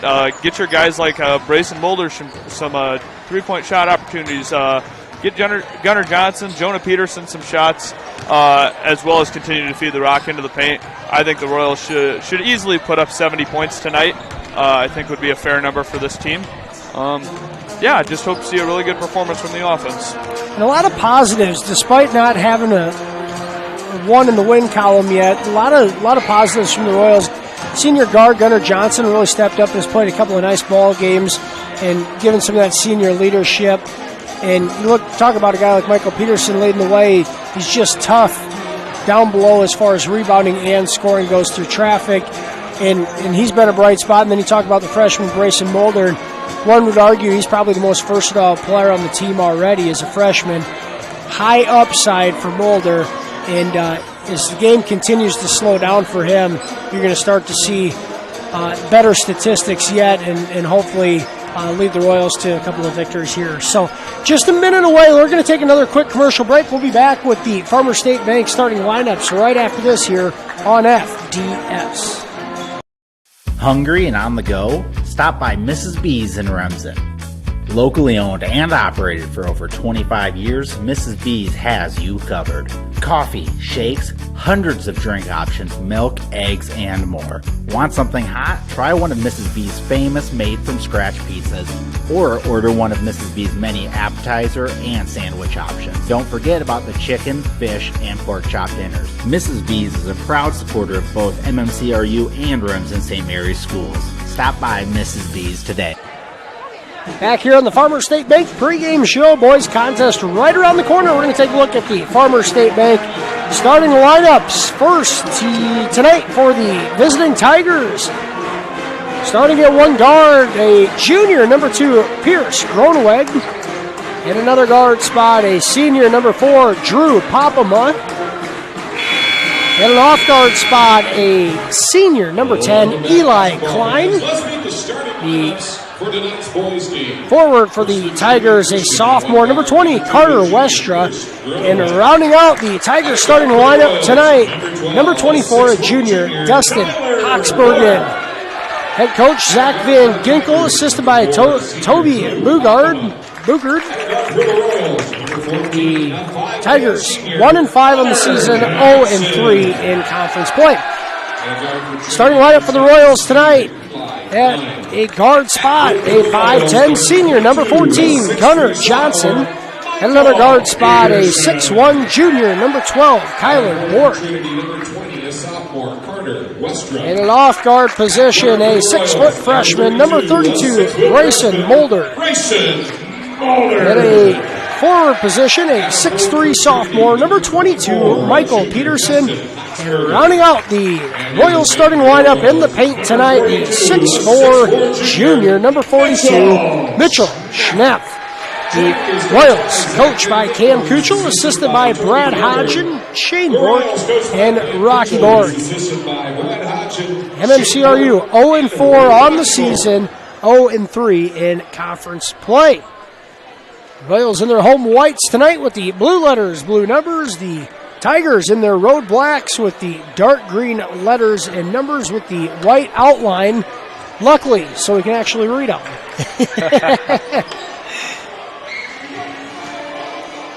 Once again, a nice crowd on hand as the holiday season approaches. And the Royals, Tigers set to get the nightcap underway. A tall lineup for MMCRU tonight. Schnepp, Mulder, Peterson, all coming in over 6 foot. Of course, Kyler Bork, Gunnar Johnson, they're not short by any means. Definitely don't measure up to Schnepp, but tall lineup out there for the Royals. And the Royals win the tip. There's Johnson, a baseline jumper off the mark, and it's one and done on the first possession. A rebound for the Tigers. It's Eli Klein, and he'll bring it up. Here's Dustin Hoxbergen. He's a junior, leading scorer for the squad last year for the Tigers, and he leads the way this year at 13.5 a night. Short jumper, no good. In and out for Carter Westra, and the Royals want to push it.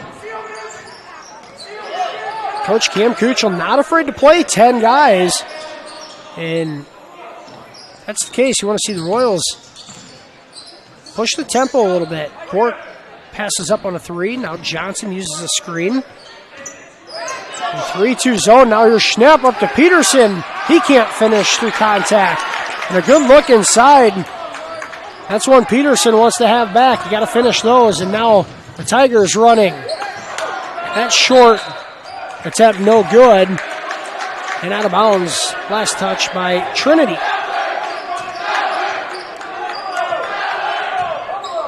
70 seconds in, and we're scoreless. Here's Johnson. Works around a trap. Bork's going to fire a 3. That misses everything. Peterson saves it, and it's going to give the Tigers a run out here. Now Johnson able to make a play from behind. He slammed into the wall. Good hustle from Gunnar Johnson. That's a sacrifice play right there. That's just pure hustle, saving 2 points. Once again, the Royals, a bit of a size advantage in this one outside of Hoxbergen. You want to see them control the paint. They've not been a good shooting team here in the early part of this year. You got to find easy baskets. And now all the way in is Westra, and he lays it in. Groneweg, able to weave through the traffic. Not going to count style points, but it doesn't matter. The Tigers in front 2-0. Bork's going to fire a triple. That's no good. Mulder rebounds to the backside. Might have gotten fouled, gets it back, and he finishes the second time. Great job, Mulder, showing off his strength. Young kid, but man, is he a tough player. Running back for the football team, coming out here and making his presence felt on the basketball court. And here's Hoxberg and ends up with it. And now he's going to lay it in. Not much more Schnepp can do there. Just use what size you have there. That's just a great vertical there. Mulder, a short jumper is good. And the freshman has the first 4 points for MMCRU. Now, Royals come away with the steal in the backcourt. Ball still loose. And eventually go out of bounds, and it'll go to MMCRU. As Bork and Klein were battling for it just across the half-court line, and last touch by the Tigers. Royals will have it in a 4-4 ball game. Got to give it to Johnson there again. Sacrificing his body down on the floor, fighting for that basketball. That's twice very early in the first that Gunnar Johnson's been sacrificing everything he's got going after that ball. Schnepp throws it into Peterson in the high post, has it deflected away. A turnover on the Royals. Now a short jumper from Hoxbergen is no good. And Johnson deflects it out to nobody, and now a long two is missed by Hoxbergen. And MMCRU is showing early on here an advantage around the glass, and the last thing you need to do is tip out a rebound attempt. Just go up and get it. Mulder, a clear advantage now. Here comes Jace Colling. Mulder's going to fire a three. That's off. Schnepp comes down with the board. Up. Good. But they're going to call it on the floor. And this is one thing MMCRU is showing right away, an advantage inside. You got to continue to take advantage of it. Here comes Schnepp out of the ball game, and Jonah Peterson checks in. Peterson done a nice job playing that 4 spot this year early on. Here's a seal on the backside. And it's going to go last touch off the foot of Hoxbergen. Peterson's kind of served as a utility player for MMCRU. Like we said, tough kid, but athletic kid, plays quarterback for the football team. And good athlete to have on your field. Corner three from Bork, no good. Mulder finishes through contact and draws the foul. Grayson Mulder, the first 6 points, 2 of them coming on putbacks. And the freshman crashing the backside glass and gives himself an opportunity at a 3-point play. Kid brings a lot of energy to the squad. Groneweg picks up his second foul. He's got both team fouls for the Tigers. Mulder knocks down the free throw, and now the Royals want to set up that 1-2-1-1. Here's Hoxbergen. Leaves it for Westra. Good on the way in. Right now, Groneweg, finishes again, and they've broken the press a couple of times and gotten a couple of easy buckets. Here's Mulder. Drives, cut off, kicks it out. Bork leaves it for Peterson. Here's the other Peterson to Mulder. Mulder inside. That's good off the glass. That was amazing ball movement from MMCRU. I got confused there for a second. Beautiful play. Well, the Tigers get it in just ahead of the 5-second count. There's a drive into the lane. Foul called. I think Jonah Peterson is going to pick it up as Carter Westra draws the foul. 2 shots, Carter Westra. The tempo. It's ratcheted up here in the first quarter. Here's Westra at the free throw line. That's in and out. Royals in front 9-6. All 9 points belong to freshman Brayson Mulder. Start of this one. Second free throw is good. Bork, Cowling, Michael Peterson, and Jonah Peterson on the floor for the Royals. Break the press. They'll kick it out. Cowling now to the corner. Bork cross court. Jonah Peterson drives. In the lane. Good. Wow. Looked like he might not have had the best balance, and just kind of threw it up at the hoop. And now a foul called, and they're going to put it on the floor. Once again, Groneweg found himself behind the Royals' defense. Fouls on number 2, Jace Colling. His second personal. That's the downside of this trap that the Royals are trying to set down here, is it creates a lot of opportunities for Trinity to get behind the defense and get some quick transition baskets. So I'd like to see him try and execute that just a little bit better. Michael Peterson picks up his first foul, the second team foul on the Royals. And settling into that 3-2 zone, here's Hawksbergen, no good on that jumper from the free throw line. Royals clear.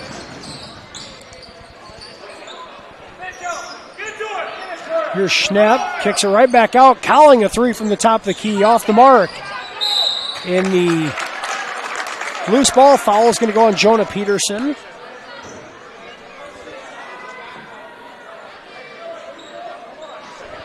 Peterson's second foul.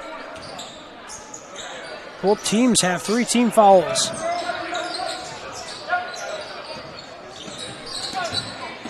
Good defense from Mitch there. Oh! Now the ball's loose and up ahead to Bork. Bork on a run out against Hawksbergen. He's swatted away. The possession will stay with the Royals. That was a really nice block from Hawksbergen there. And that's where the Royals don't have a size advantage, is Kyler Bork inside the paint. That was an impressive play. And MMCRU wants to play 10 guys, a lot of athleticism, good speed, and good length. And one thing you want to do is speed this game up. And they have done that. Timeout. Just a 30-second timeout by the Tigers. It's Royals in front 11-7 here in the first quarter. And just 30-second timeout. We're going to keep you here. Both squads. Royals have 3 team fouls, 2 on the Tigers. And Michael, what are some things you're seeing early on that have impressed you from MMCRU? You know, when it's worked out, I've really liked the trap defensively. It just hasn't always worked out, and it's created some fast break opportunities for Trinity Christian to get the ball behind the defense and get some easy baskets, and even a couple of foul opportunities where they get to the line. Where the Royals have been good defensively is playing half-court defense, but I understand why Coach Kuchel wants to keep putting pressure and frustrate this Trinity offense early. 2:56 to go here, first quarter, and it should be MMCRU's ball off the block. And now there's going to be some discussion as the Tigers think it's theirs, but it should be MMCRU's ball off the block. And now they're going to correct it. Right. Yeah, Hawksbergen sent that thing onto the wall. That's MMCRU's ball.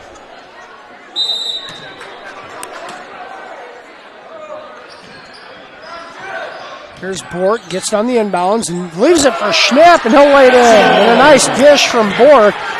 And Schnapp has his first points. And now almost stolen in the backcourt. Here comes Hawksbergen. And that one is knocked around. Tigers come away with it. And the free throw line jumper is no good. Bork's going to get called for the foul as he was on the floor. And Klein kind of landed on him.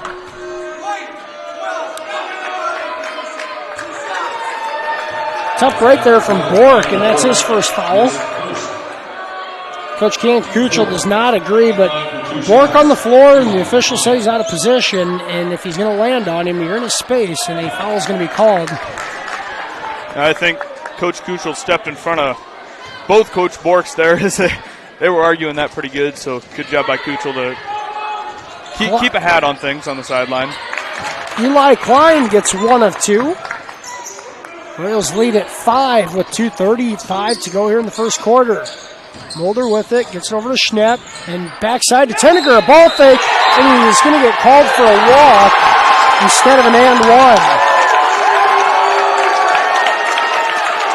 Good ball movement by MMCRU. Tenniger going to get called for a walk right before that.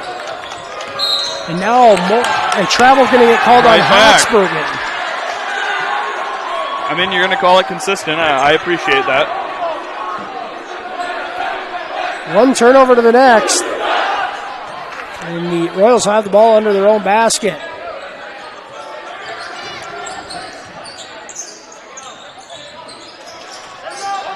Mulder to Bork up top, a 3-2 zone by the Tigers, trying to show the Royals a bit of their own look. Here's Mulder, baseline, spins, kicks. Bork, a good look from 3. That's in and out. And the rebound by Carter Westra. And now, miscommunication.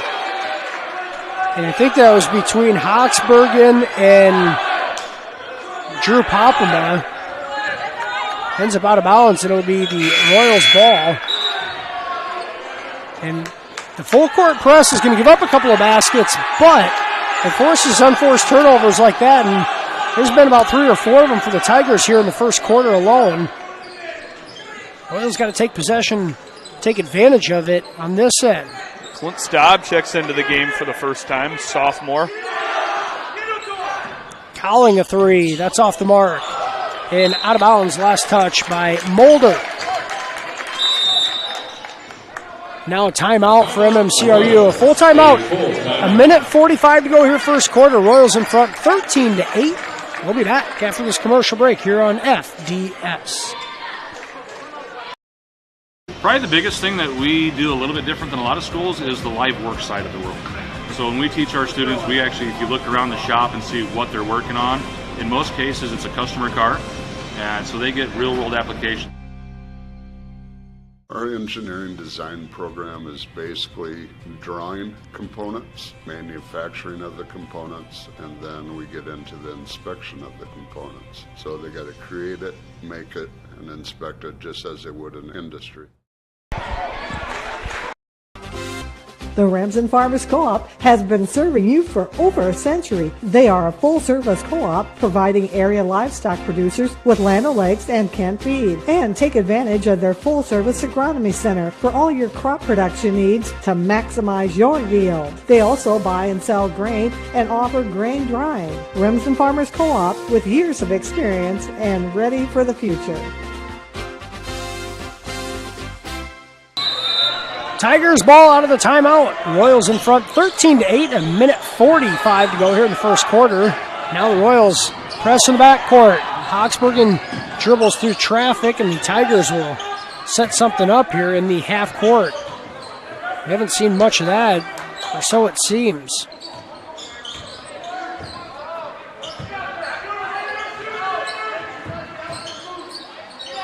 Klein gives it back to Hoxbergen. Going to try to dribble penetrate, and Staub able to cut him off. It's definitely the size matchup they want, is Hoxbergen being guarded by Staub. Klein buries a deep 3 at the end of the shot clock. The first basket, second basket of the night for Klein. Now Schnepp inside with it. Schnepp, no good from point-blank range.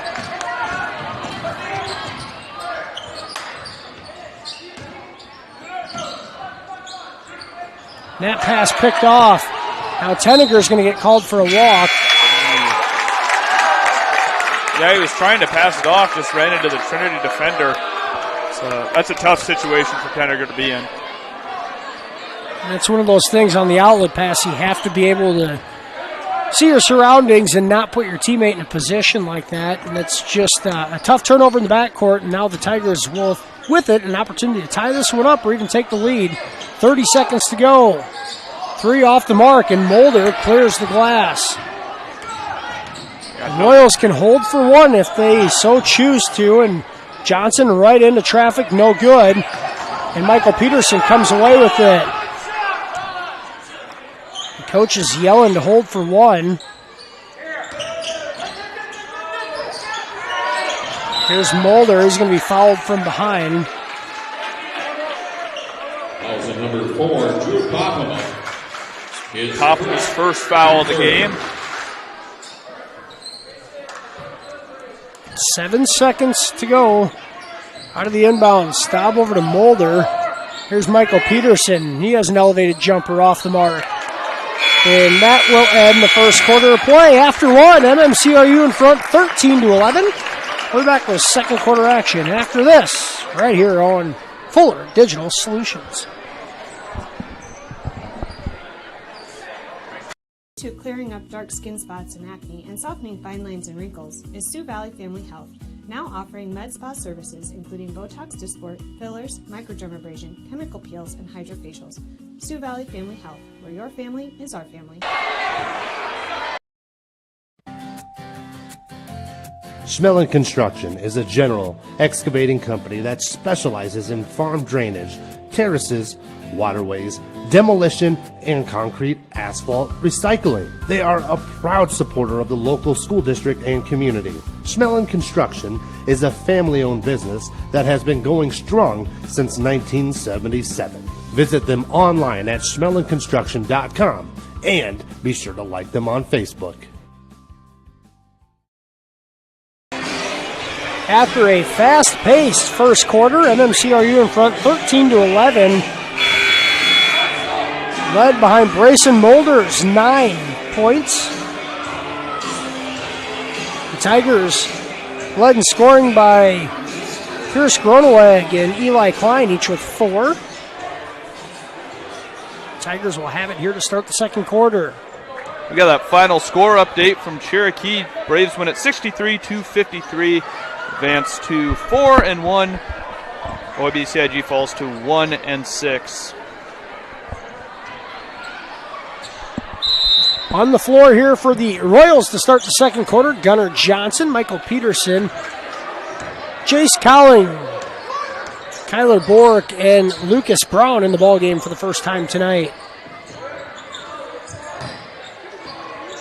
Royals have a senior, a junior, and 3 sophomores on the floor and going man defense and turning it up.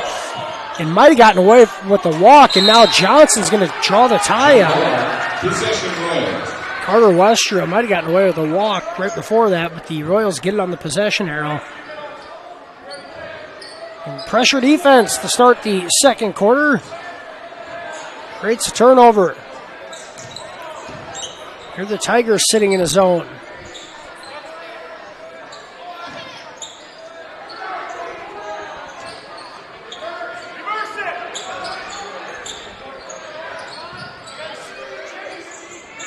Here's Johnson, drives, leaves it for Bork. He's going to drive all the way in, kicks it back out. Cowling, a ball fake, now into Peterson. His shot up and good. Really nice fake there from Jace Cowling, getting that assist. The Royals got dribble penetration from 3 different players, and then Hawksbergen all the way in and lays it in on the other end. Nice two-hand ball fake, laid it in nicely. Cowling over to Brown. Brown up. Good in the foul. Brown able to finish through contact. And the sophomore Lucas Brown, his first points of the night. Carter Westra's first foul, the 14th foul on the Tigers. Both teams with 4 fouls. Here with 6:48 to go in the first half. Brown, the lefty, at the free throw line. That's off the mark. Hawksbergen with it, and he wants to sprint into the front court. Has to give it up. Royals in a man-to-man defense. Klein all the way in, no good off the glass. The rebound by Cowling. Gets it out to Brown. And Brown up, can't finish. And the rebound is ripped away by Bork, but he's out of bounds, and it'll stay with the Tigers. And a nice take from Brown, a nice elevation. He's just got to finish that one off the glass. And an empty possession for the Royals on the fast break.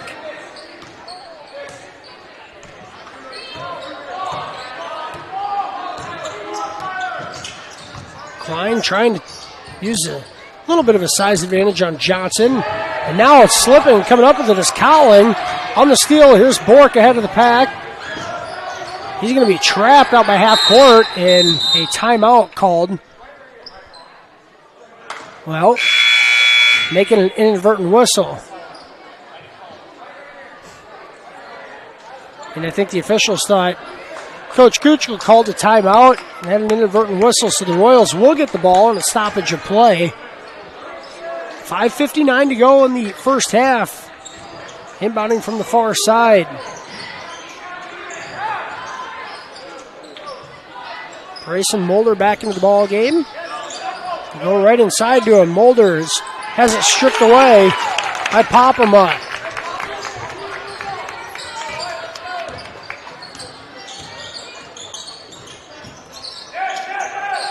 Hawksbergen being guarded by Cowling. A tough jumper is good from the right elbow. Nice basket. Nice basket. Oxbergen has 4. It's a 17-15 game. Here's Johnson. Gets through traffic. Leaves it for Mulder over to Cowling. A lot of loose ball movement, playing hot potato, and Bork missed Cowling on the backside. Now he gets it to him. And Johnson's going to get called for a walk as he stepped into it. He'll get called by the official, and the Royals a bad offensive possession. Got to be stronger with the basketball all around. They're playing hot potato with that. Ended up with the ball in a scoring position with 10 seconds on the shot clock, but turn it over. Now here's Klein using a screen. He's blocked from behind by Johnson in a late call. He's going to put Klein at the line. And this Royals team doesn't play a lot of man-to-man defense, and you can tell a simple screen there, and they have the length and versatility to switch on everything, and they don't. Johnson gets hung up, and then he gets hung out to dry for a foul from behind.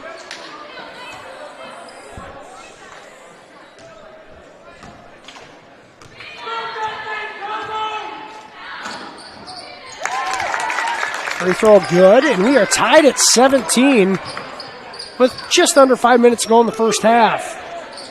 Here's Mulder, and he's fouled from behind. Also number 2, Pierce Groeneweg. Groeneweg just playing a little bit too aggressive, too fast there, Brayson Mulder. Lucky place, right time, I guess you could say. Well, Mulder in a position now as a freshman. He's going to have a few more hands slapping at him. He's going to have to be a little stronger with the basketball. And now here's Brown in the paint.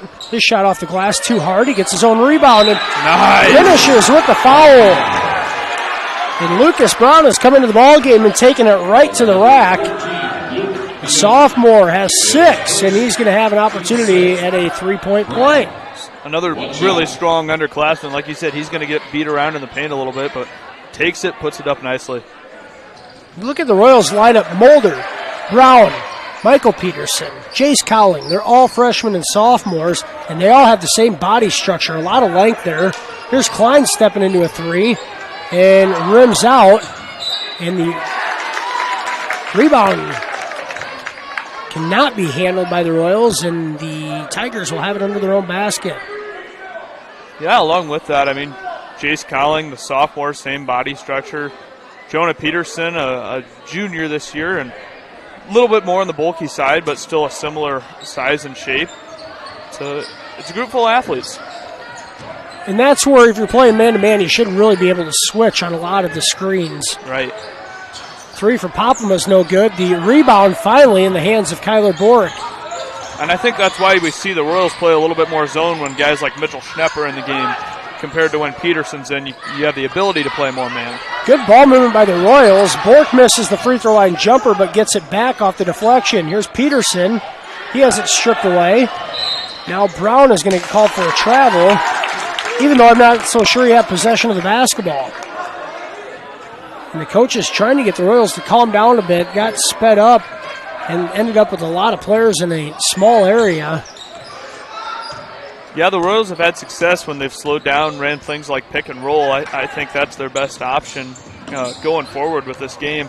They're just getting a little bit too amped up, a little bit too frustrated. And there's a finish. Westra across the paint in a lay-in by Luke DeYoung.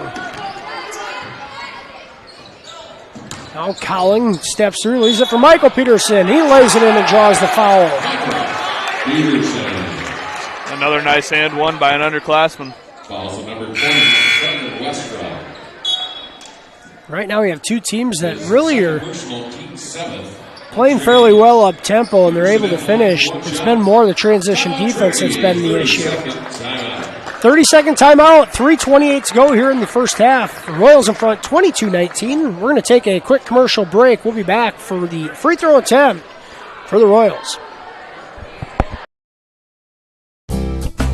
You're going to love the view of a Screen Builder's designed outdoor leisure living space. Whether an all-season room, 3-season room, deck, or patio, Screen Builders offers easy installation and a reliable warranty. From construction of new spaces to providing shade to existing spaces or adding easy breeze panels to your screen room, start your project at screenbuilders.com and enjoy the views you've been missing. Call Screen Builders, you're gonna love the view.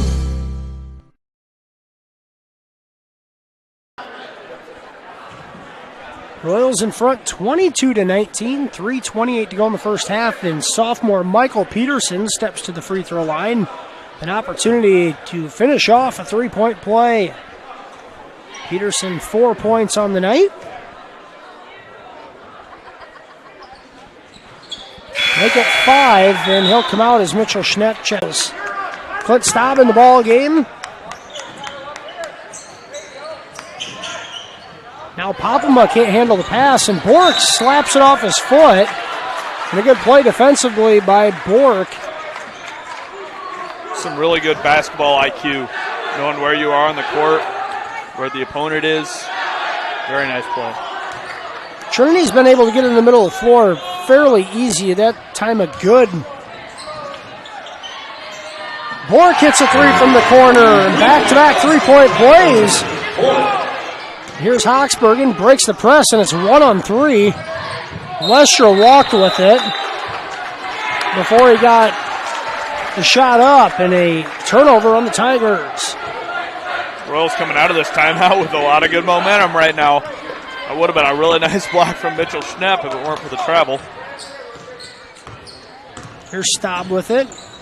Gives it to Brown. Brown cross-court pass is deflected out of bounds by Popema.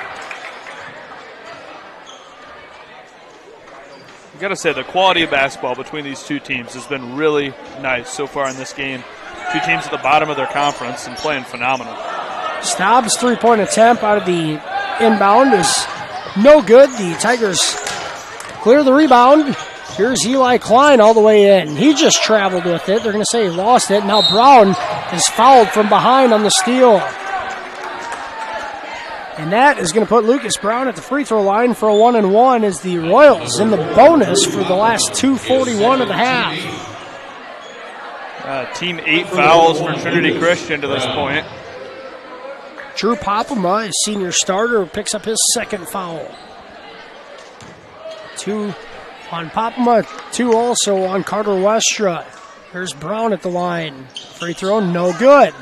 Hawksbergen clears, and the Royals can't take advantage of the free throw opportunity. Now Klein uses a screen. Hawksbergen elevates, jumper off the mark, and Brown there on the rebound.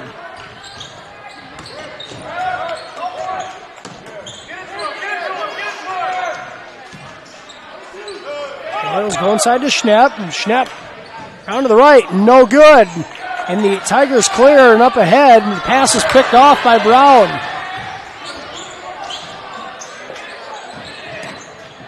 Bork has it, top of the key. 3, no good. Brown rebounds. He's swatted away. Schnepp has it, and he throws it away.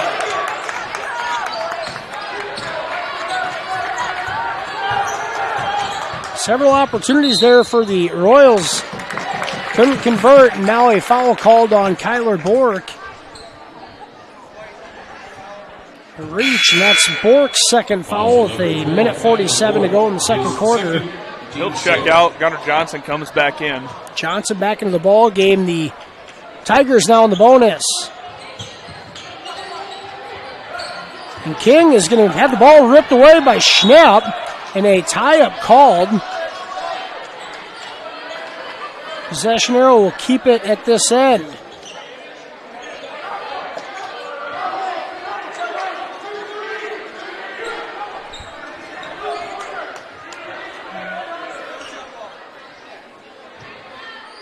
And I think he said no jump ball. Schnepp might have been on the baseline, just called out of bounds for touching it and being out of bounds. Tigers with it.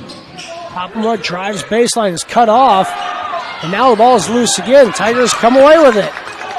Mitch got tripped up by Popema there. Here's Hawksbergen inside, elevates, can't finish, and the Royals clear. Here's Brown with it. 7-point lead in the ball for MMCRU, 1:15 to go here in the first half. Almost a 4-guard lineup in the ball game. Here's Johnson, gets it to Cowling, over to Staub. Schnepp with it at the free throw line. Only 10 seconds. Johnson, the left elbow jumper, no good. And now the Tigers on a run out. Klein behind the back to Hawksbergen, and he lays it in. Really nice pass from Klein to Hawksbergen there. Good chemistry between those two.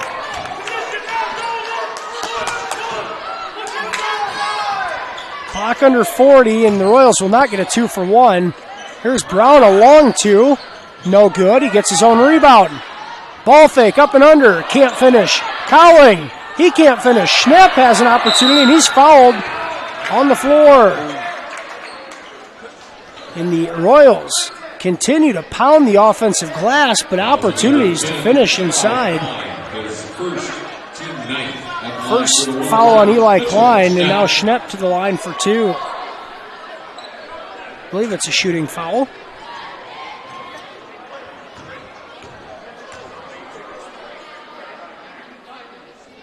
Schnepp's first free throw off the mark. Schnepp's got that extremely high arc on all of his free throw attempts. Noticed that last year. He kicked that in. It helped him quite a bit once he started shooting with that arc last year, so just didn't help him on that shot. Mitchell's second right through, and it's 27-21, a 6-point lead with 25 seconds to go. The Tigers can hold for the final shot of the half.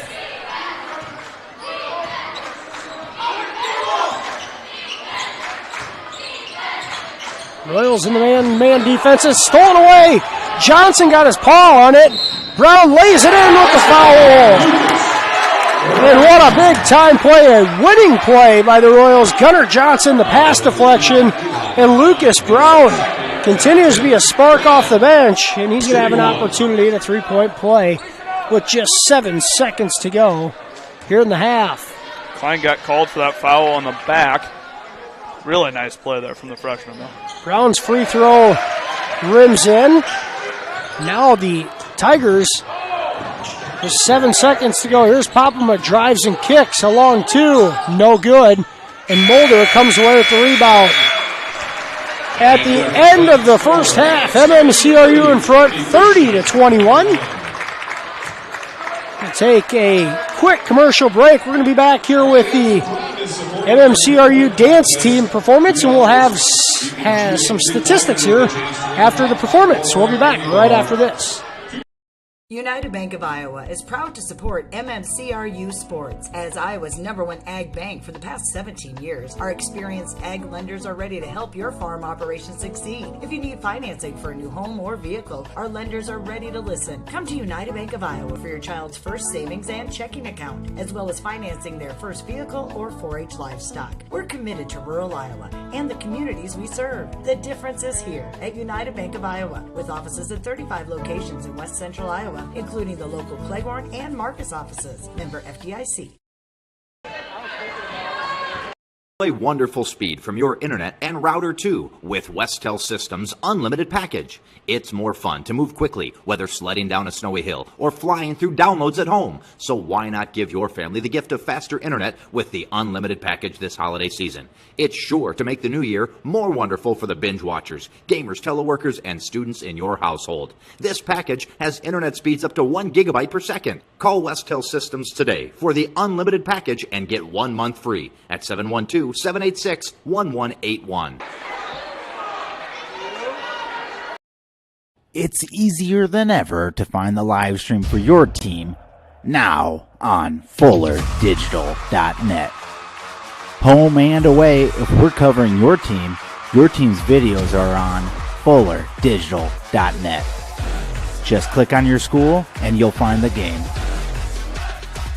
Thank you for watching our events, and remember, the games are on FullerDigital.net.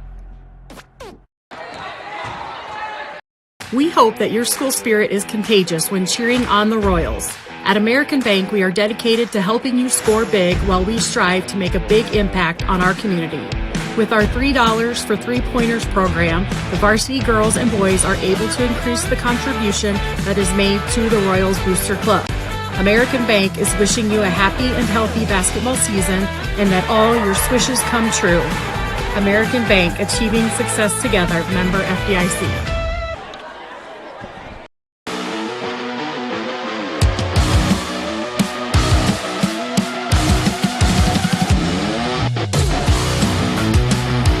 Contact Culligan, your local water expert. Culligan Water not only sells the best water softeners, but also rents them. Big box plumbers and online sellers don't. With renting, you never pay for repairs or extended warranties. And Culligan softeners are backed by the world's largest dealer network. Contact Culligan, the local water experts. EverTech, we believe in service. That means providing no-limits internet to more than 20 counties in Northwest Iowa. For more than 30 years, EverTech employees and their families live in the communities we serve. We're your neighbors and friends. And EverTech has been there when others haven't. And we continue to invest, build, and upgrade our network. We understand that rural Iowans deserve great internet too. It's who we are. EverTech is internet made easy. No contracts, no hidden fees, and best of all, no limits. EverTech.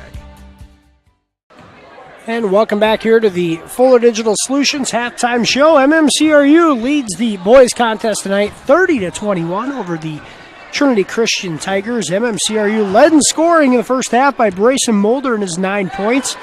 All 9 of those, the first 9 Royals points of the night. 9 for Mulder, 8 for Lucas Brown, the sophomore. 5 points for Michael Peterson. 3 for Mitchell Schnepp, 3 for Kyler Bork, and 2 for Jonah Peterson. The Tigers led in scoring by Dustin Hoxbergen's 8 points. He also has 6 rebounds. 6 points for Eli Klein, 4 for Pierce Groneweg, 2 for Luke DeYoung, and 1 for Carter Westra. Pretty balanced scoring from both sides. Royals able to finish the half on a bit of a run, and they lead this one by 9 at the break. Michael, you want to give us your first half thoughts? Yeah, well, I really like the intensity from both teams, honestly. They're playing up-paced basketball. It's been fun to watch. I think it's fair to say for both teams, they got to control the game a little bit. They got to slow down and run their offense. Don't get too far ahead of themselves. We've seen the Royals be able to attack well when they're getting the ball across half court, setting up pick and rolls, setting up good plays, setting screens nicely, and it's looked good. So I think, honestly, for MMCRU, continue to control the paint and continue to just move the basketball around, and they'll get out of here with a good win. And one other thing here before the halftime performance for the MMCRU dance team, any other scores from around the area here in boys contest tonight, Michael? Yeah, over in Cherokee, less than 2 minutes left in the first. Cherokee is trailing 9-15 to OABCIG. Unity Christian losing to HMS 29-23 with 7:06 in the third. Remsen St. Mary's is currently up 28-23 against Galen Catholic at halftime. And Alto Aurelia with a big lead, 73-8 over River Valley with 5 minutes left in the fourth quarter.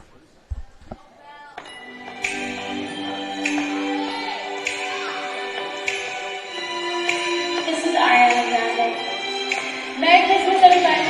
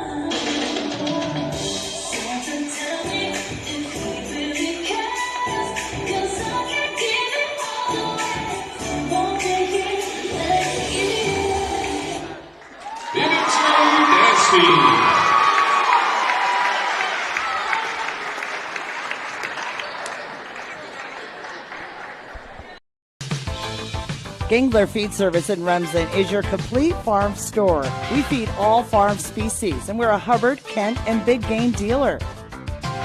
Whether it's sprayers, grain banking, corn drying, or feeding your animals, we're your complete farm store, and service is our business. Gangler Feed Service in Remsen. Call them at 786-2234 or stop in and see them. Service is our business at Gangler Feed Store, Remsen. At Happy Siesta Healthcare Center in Remsen, Iowa, we strive to provide a comfortable home away from home, whether your needs are for long-term care or rehab to home. Regardless of your level of care, our mission is to provide you and your loved ones with quality, compassionate care in your time of need.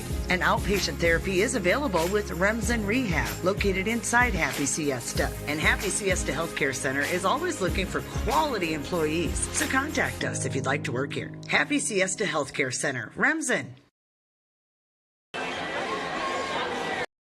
Farmers State Bank of Marcus, a real community bank, locally owned, and their purpose is still to service the people of Marcus, their neighbors, and the farm community for all their financial needs. Visit fsbmarcus.com for more information. With years of banking experience, along with care and attention, it's Farmer State Bank's purpose to serve the people of Marcus. Farmer State Bank welcomes you, a real community bank. Member FDIC. Family has been providing trusted funerals since 1943, when Joseph and Adele Fish bought Remsen's only funeral home. Beginning in 1976, Joe's son Joel and his wife Jean continued the tradition of being a family-owned and operated business. In 2009, David and Elizabeth Fish carried the family tradition into the future and now offer monuments. The Fish family is honored to assist you in your time of need, offering care and compassion. Fish Funeral Home and Monuments in Remsen, our family serving your family since 1943.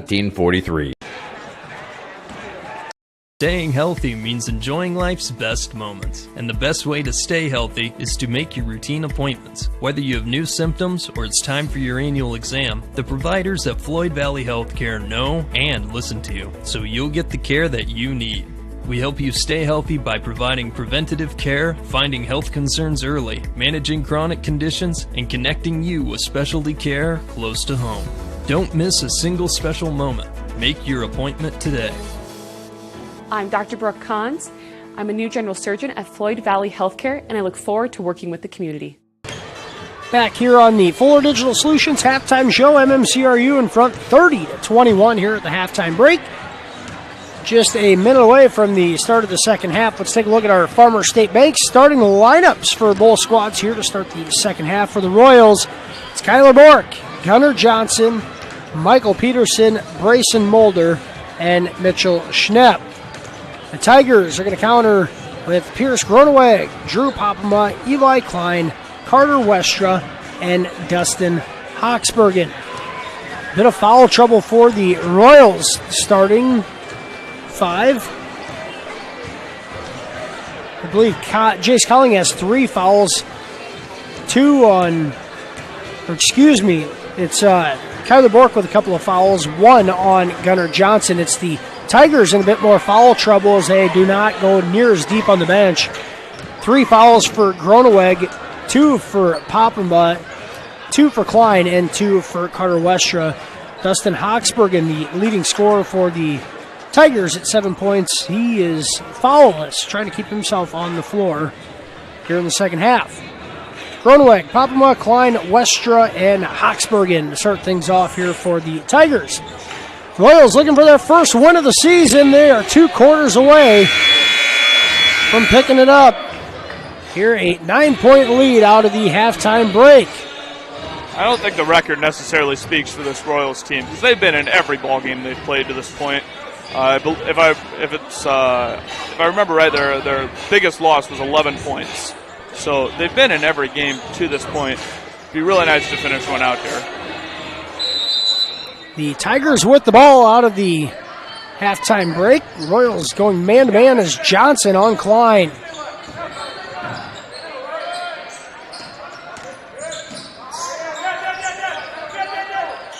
The Tigers looking to weave there.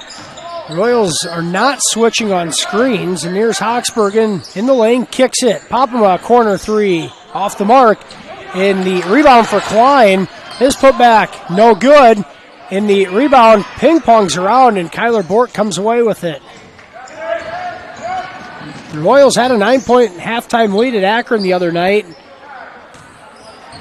Gave up some open looks to the Westerners and knocked them down, and then got absolutely hammered on the glass in the second half. Here's Johnson. Three, no good. Loose ball. Bork comes away with it. That pass deflected away, and the Tigers come up with it. Now Johnson's going to get called for a block in the backcourt. And once again, the Royals, an opportunity, but miss on a ball fake, and the Tigers able to deflect the pass. It's one of those things MMCRU has to continue to get stronger and tougher with the ball. It's the little things that keep you from winning close ball games. Popema drives, cut off, fade away, no good, and Mulder, a good defensive stand, and gets the rebound. He goes all the way in, shot up and good. Mulder starts the second half now, and almost a turnover in the backcourt. Here's Klein with it. Mulder starts the second half like he did the first. Hawksbergen throws it away, and Bork comes away with it.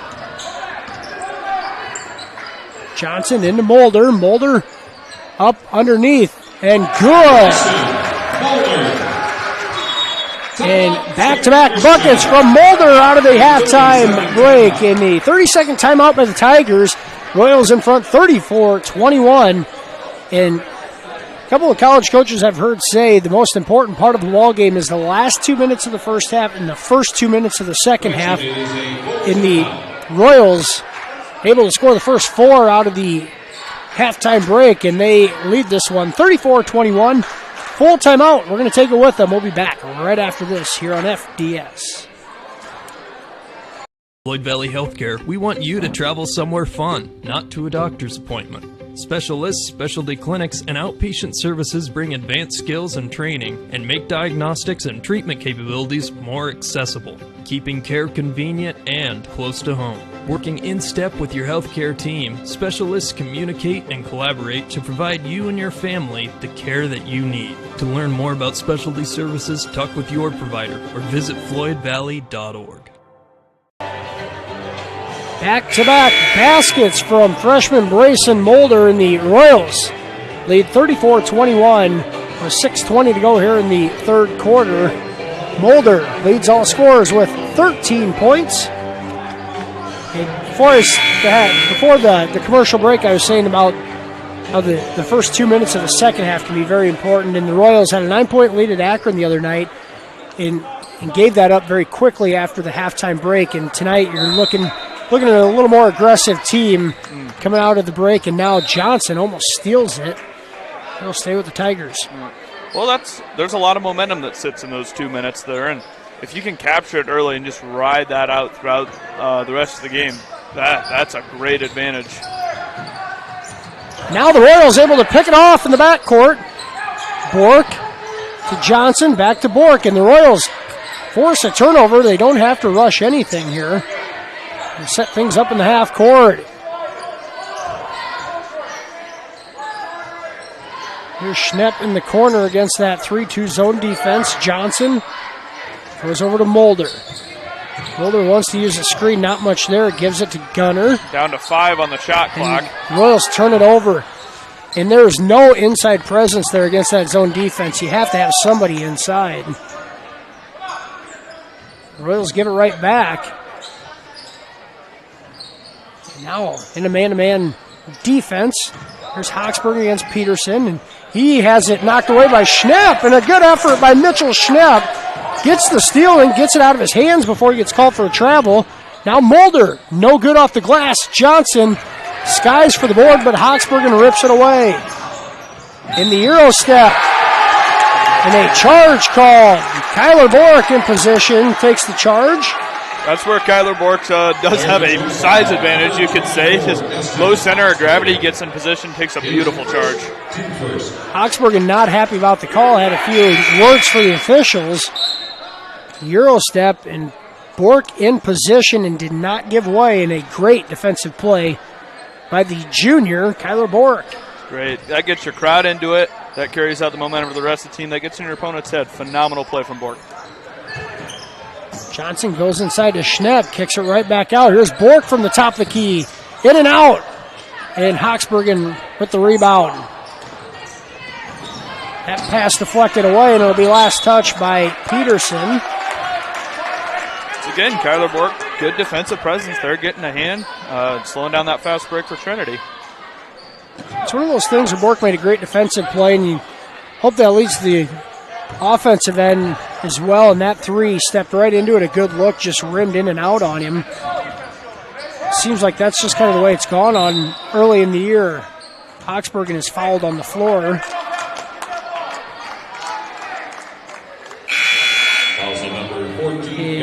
Gunnar Johnson going to get called for the foul. It's his third. Johnson's going to have to come out now as Jace Cowling checks in. Jonah Peterson also into the ball game for Mitchell Schnepp. Hochsbergen flashes inside off the screen and finishes off the glass. This is what we were saying. This is the type of defense for MMCRU with this lineup out here that you're going to see him play more man-to-man defense rather than step out there and play that zone. Michael Peterson flashes and able to finish inside. The Royals respond right back after the Tigers have their first basket of the second half. Now Bork comes away with the steal. He's going to slow things down. Cowling, corner three, off, and that will be last touch by Carter Westra. Stay with the Royals. 36-23, 4:06 to go here in the third quarter. Tigers just one basket here this half. Now Peterson, an easy two. Beautiful. Peterson on the block. One screening for the other. Here's a drive, no good.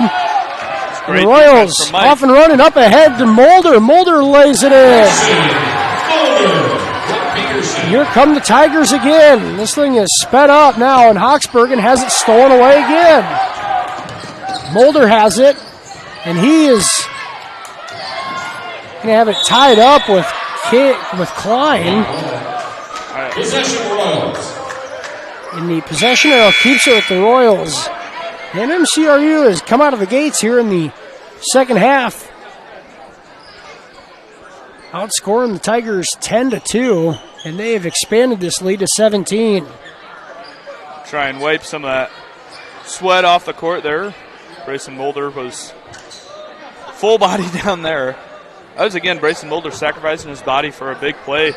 That's kind of been a theme for these underclassmen all night. We've talked about it a bunch, getting pounced on in the lane a little bit, getting shoved around. I mean, that's high school basketball when you're young, an underclassman, excuse me. Royals play plenty of them. A lot of youth, a lot of length, a lot of energy. You just won't take advantage of it. As Mulder comes out, Lucas Brown comes in, gets called for the travel, but Brown, the sophomore, has had a pretty good night himself. Lucas, 8 points in the first half. Now the inbounds pass deflected away by Bork. The Tigers getting pressured in the backcourt. Here comes Clint Staub. Staub has gotten some run tonight. You know, we've talked about Kyler Bork being the offensive leader for this team, but honestly, he's only got 3 points tonight. He's been much more of a defensive benefit for this team. In the inbound pass deflected by Lucas Brown, it did land on the sideline, the far sideline. He'll do it again.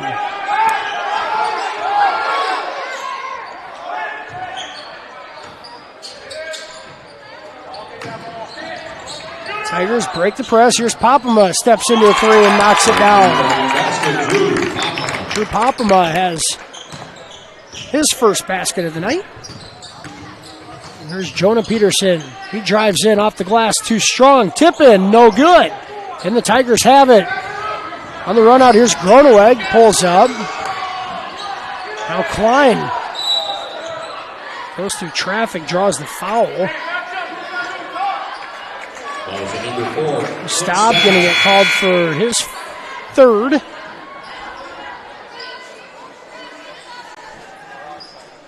Michael Peterson's going to get a breather as Bryson Mulder checks back in. Team second. Check that, team third. Staub's first foul. Now Poppema another three. Good. Drew Poppema back-to-back triples. He's heating up, and now the deficit down to 11. Oxbergen knocks it out of bounds.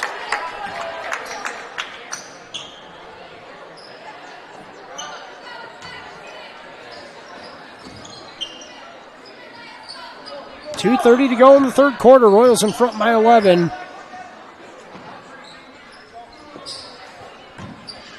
Now pass thrown away. Trying to get it inside to Cowling. Now inside floater, good for Klein. And a quick 8-0 run. And the Royals had built that 9-point lead up to 17, but the 8-0 run puts it right back to 9. Full timeout from Coach Kuchel and the Royals. 2:12 to go here, third quarter. We'll be back after this commercial break here on FDS. It's easier than ever to find the live stream for your team now on FullerDigital.net. Home and away, if we're covering your team's videos are on FullerDigital.net. Just click on your school and you'll find the game. Thank you for watching our events, and remember, the games are on FullerDigital.net.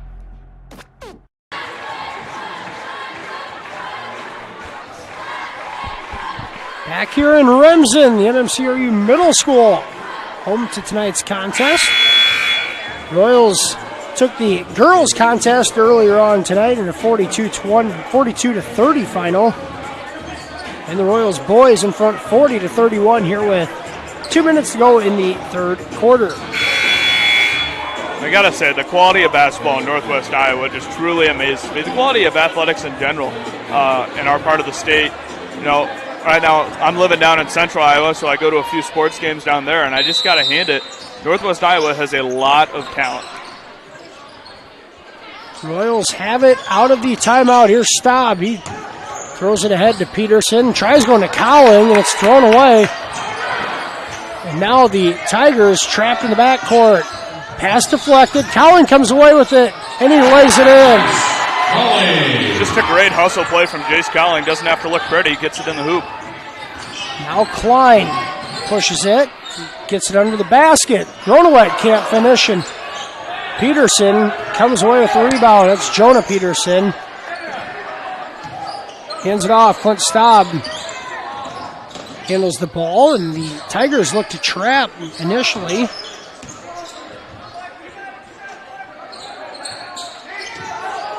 Royals move it around. Here's Jonah Peterson inside. He can't control it. Missed shot. Mulder comes away with it. He's blocked by Westra. And a foul called. Great job by Kyler Bort. Stuck in there. Took a shot to the head there, but Mulder able to get to the line. And as much as these young Royals, you want to speed things up throughout the contest, there are certain spots where you just have to step back, take a breather, and slow things down and just run a half-court set. They kind of ease themselves into it there, whether they realized it or not, and ended up getting a couple of free throws here as Mulder knocks down the first.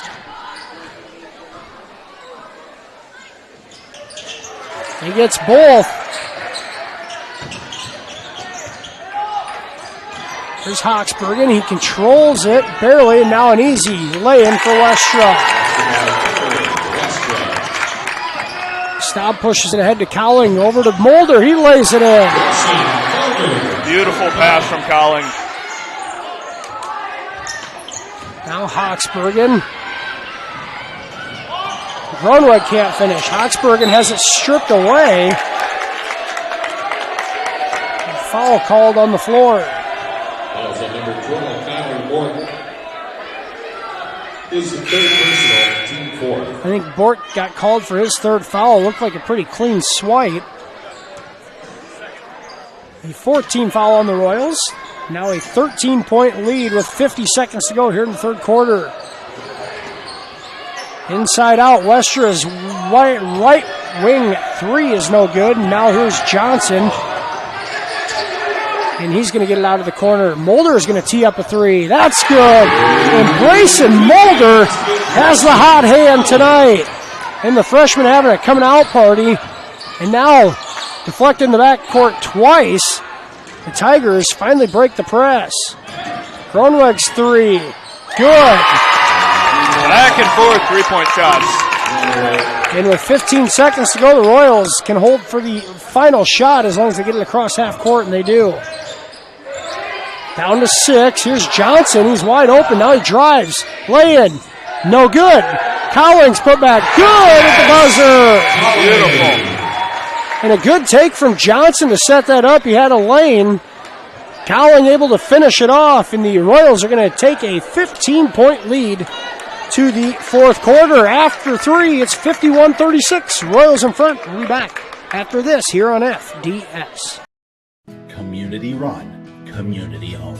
That's right, since 1994, Heartland Care Center has been providing senior care to Marcus and the surrounding areas as a nonprofit with a board of directors and staff from their own community. The sole purpose of the facility is to serve the residents and their families with outstanding nursing care, quality staff, a full slate of new activities, and a home-like atmosphere. Contact Heartland Care Center today to see all Heartland Care Center can offer you and your loved ones. Royals in front 51-36 as we start the fourth quarter play. Royals outscoring the Tigers 21-15 in that third frame. Freshman Brayson Mulder, 22 points to lead all scorers, the only Royal in double figures. And having his coming out party tonight, Michael, it's one of those things that you love to have the balanced scoring attack, but when you need somebody to get you a bucket, sometimes it's nice to have that go-to guy. And Mulder's starting to assert himself more and more every game. For sure. And like we've seen earlier in the season, that weight's kind of been carried by Kyler Bork, so this game's really showed us. Kyler Bork ain't the only one in this team who could score. We've also seen multiple guys taking three-point shots, which is kind of what I said in the pregame interview. Got to get this whole team shooting the basketball. Tigers have it out of the third quarter break, and Klein initially had dribble penetration, now throws it away. Mulder has it up ahead to Johnson. Johnson's lay-in. Good, and the foul. And one. And they're going to get an and one. I think one of the Royals players was close to having his hand in the net. We're going to see if they call a goaltend. I hope they don't here. It certainly didn't impact anything. No, that was Brayson Mulder who got up and touched the net. And Johnson is not going to get the basket. They're going to call offensive goaltending on Mulder as he got his finger caught in the net. So Johnson will get 2 free throws. Fouls on number 20, Parker Westra, his fourth personal. First free throw is no good. Yeah, that's unfortunate for Mulder. He's trying to make a hustle play and get it put back in, and again, wrong place, wrong time. It happens. Johnson, a senior guard.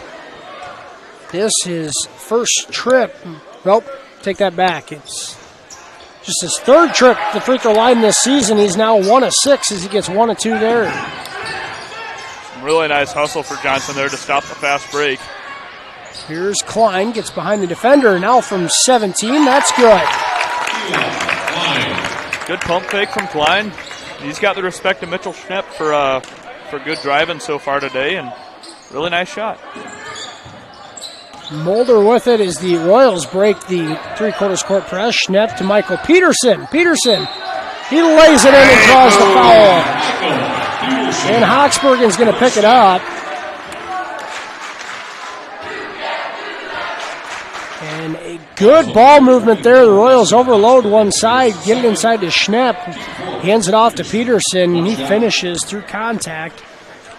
And Michael Peterson at the line finishes the three-point play. And now Johnson's going to pick up a foul in the backcourt. Michael Peterson, the second Royal into double figures. He's got 11. It's Gunnar Johnson's fourth foul. He's going to check out. We're going to see Xander Tenniger in the game now. And one thing, too, now, if you're the Royals, you don't have to continue to force turnovers. If you can step back into a 2-2-1, just play a zone press defensively to control tempo, you can certainly do that. Not a smart foul there for Xander Tenniger. He just checks into the game, trying to make a big play, and just a mistake. Now the Royals have 6 team fouls, and the Tigers in the last 7 minutes here are going to be in the bonus. You got to play smart. Here's Hawksberg and pulls up from 17. That rims out, and Bork comes down with the rebound. Bork has it stripped away. Tenniger comes away with it. And a timeout called by the Royals. Timeout, Royals. Not sure if they initially wanted it or not. And the Tigers coach is arguing, Zach Van Ginkel, and I don't know if he's arguing for a travel, but there's clearly contact before to make Tenniger go flying on the floor. So no call on the foul, no travel call. The Royals call timeout with possession. We're going to take it with them. 55-38. Royals in front with 6 minutes to go. We'll be back after this here on FBS.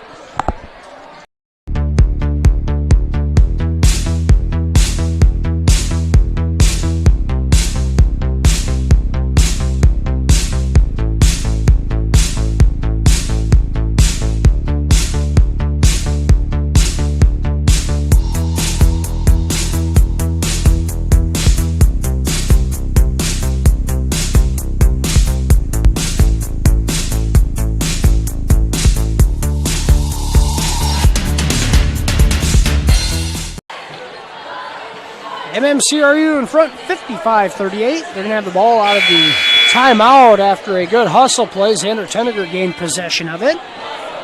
And a timeout came from the bench. And the Royals will have it here up by 17. It's been an entertaining ball game. Been a fun one to watch. High intensity, good scoring amounts. It's made me tired just watching it. These two teams have gotten up and down the floor. Here's Schnepp. He finishes the contact. Good finish for Mitchell. Well, I told you I didn't play basketball. It's for that very reason. I can't make it up and down the court. And the Tigers are going to turn it over. And it was Luke DeYoung making the catch, but foot was on the baseline. The turnover for the Tigers. Royal crowd really loud now. A lot of intensity, a lot of momentum. Largest lead of the night at 19 for MMCRU. Tenniger's pass deflected out of bounds.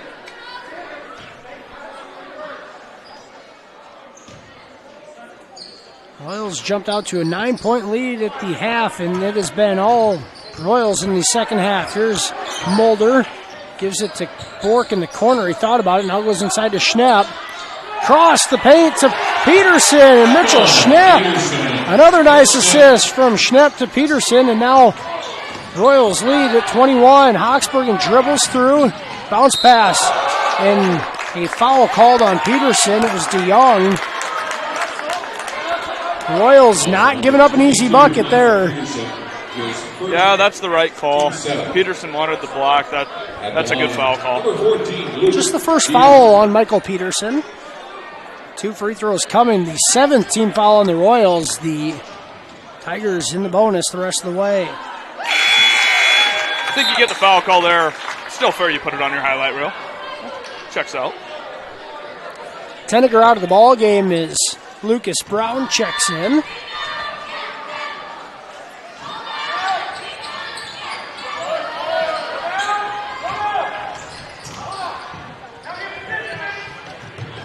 Brown goes right inside to Schnepp. He backs his defender down. Shot no good. Peterson kicks it out to Bork, and the junior guard, smart, very intelligently pulls it out. And now they go inside to Schnepp, and it's thrown away again. 20 seconds on the shot clock there. The Royals can slow things down, milk a couple possessions out. Hawksbergen all the way around, shot off the glass, no good. Yeah. Now Schnepp ahead of the pack, and he's going to go up, and the big man finishes. It's going to go. Goes down to the floor. It doesn't have to look pretty. 2 points is 2 points. I think Bork was going to pull it back, and then Schnepp was wide open, so he took advantage of it, and he's going to get a much-deserved breather. Schnepp getting up and down the floor, and he got a lay-in on that last possession. Royals up by 22. 5:02 to go.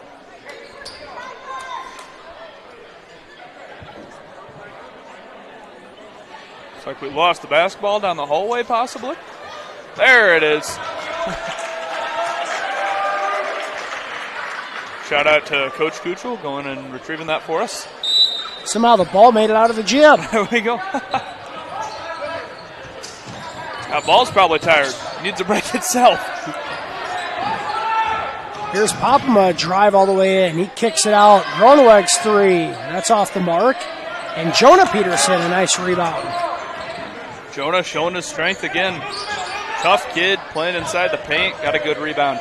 Jonah, a great athlete, the quarterback on the football team, and just a solid body structure, well put together, and playing the four so effective this year so far. And he's done what's been asked of him, it seems like. Now the Royals turn it over there unforced. It's the Tigers ball down 22, 4:30 to go. On the subject of Peterson, told me he wasn't planning on going out for basketball until about 2 weeks before the season started this year. And some of the guys convinced him, and I'm sure he's happy that he's here. And Mulder loses it on the way up, but it still goes in. Now at 24, and Mulder comes right to steal. Bounce pass to Brown. He lays it in. The Royals have blown this one open halfway through the fourth quarter. 4:01 to go. MMCRU in front, 65-39. Full timeout. We're going to take it with them. We'll be back after this commercial break here on FDS.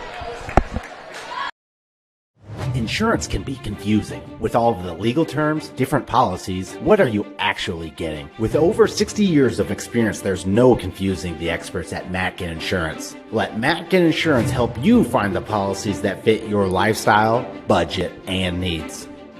Matkin Insurance takes pride in being an independent agency, always working for what's best for their customers.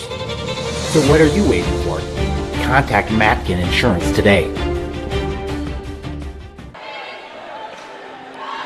Royals in front 65-39. It has been all MMCRU for most of this one, especially here in the second half. They have outscored the Tigers 35-18 here in the second half. They stretch this lead out to 26. Score from down the road. Remsen St. Mary's leading 57-44 with 1 minute 37 seconds remaining against Galen Catholic over in Lamar's. Another War Eagle Conference matchup tonight. On a good Remsen St. Mary's team. Yes, the Remsen St. Mary's boys ranked 6th or 7th Class 1A, I believe. Once again, Class 1A around here, Remsen St. Mary's and Newell Fonda, a couple of your better squads. Halfway through the fourth quarter, here's Eli Klein, brings the ball up the floor, and he's going to draw a foul on Cowling. Jace Cowling, and he'll go to the line for the front end of a 1-and-1. Fouls on number 2, Jace Cowling, his second, team 8. Line for the bonus, Eli Klein.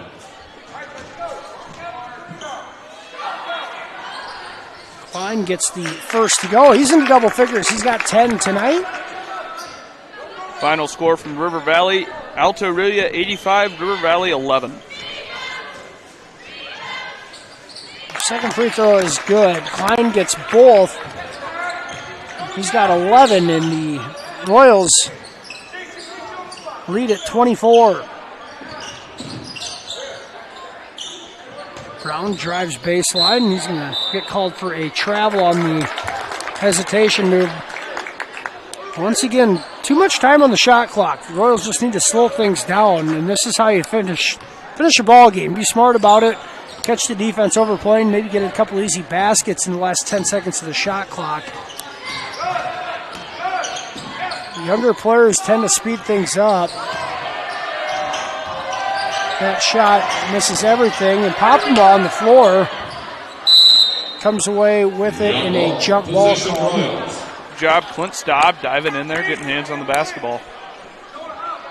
Possession arrow gives it to MMCRU. Stoppage in play to wipe the court down. We've had a couple of those tonight. Score over in Cherokee. Still midway through the third. OABCIG leads 44-36.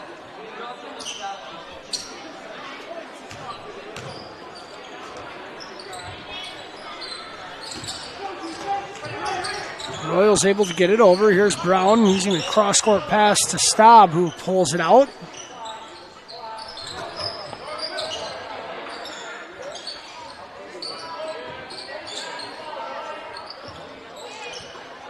Royals are content moving around. Here's Cowling. He hits Staub on a cut. Staub's little hook shot in the lane is no good. And once again, that is a very good look for Staub with just about 7 seconds on the shot clock. That's what you're looking for. Here's Klein. He misses everything.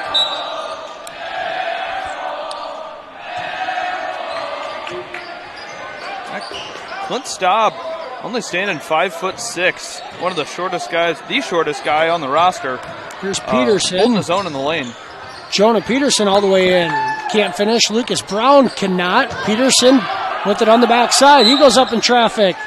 Good in the foul. That's the strength from Peterson kicking it again.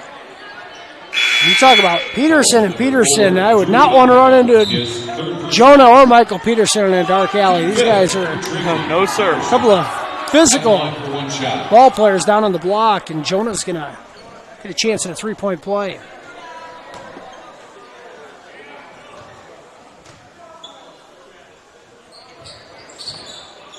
Free throw rims out. It's a 26-point lead with 2:20 to go.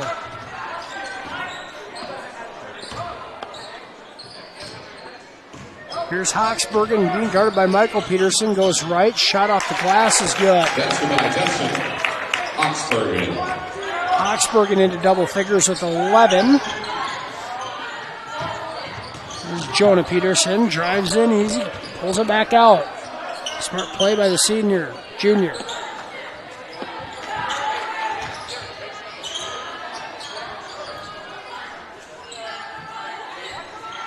Here's Peterson, a lob on the backside from Andrew Berinsky, and he lays it in. Berinsky, one of the guys we don't see quite as much this year. We saw him a bit more last year, but with a strong underclassman, he doesn't get in the game quite as much. Yeah, Berinsky got a few minutes last year as a junior, has not gotten much this year as a senior yet. And here's Coach Cam Kuchel getting a few of the other bench players into the ball game here for the last 90 seconds of this one. Derek Goff, the senior, got a lot of minutes his freshman through junior year, honestly. Just, Coach wants to put his best players on the court. It's not that he isn't appreciative. Derek Goff's a great basketball player, but his roles changed. Owen Schrader misses that jumper from the corner. Goff started over half the games last year. Hasn't seen much of the floor this year, but the senior's sticking with it, works hard, and it's going to be on the floor here for the last 90. Hawksbergen off the glass, no good. Putback is good. It's Luke DeYoung on the putback. Schrader kicks it out to Cowling, over to Peterson, who's just going to hold on to it as we're under a minute to go. Peterson drives up, no good, and a charge going to be called.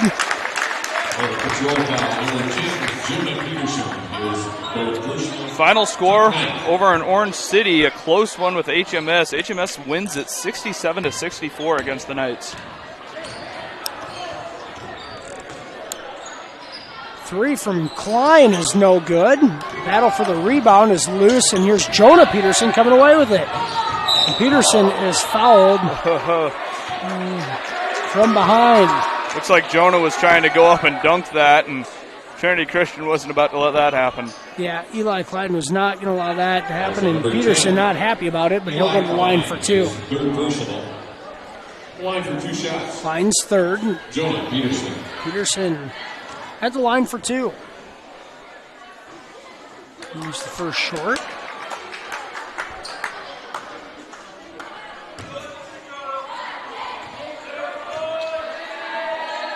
Jonah's second attempt is short.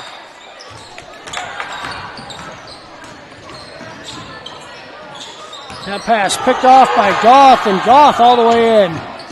He lays it up, no good. Cowling finishes on the putback.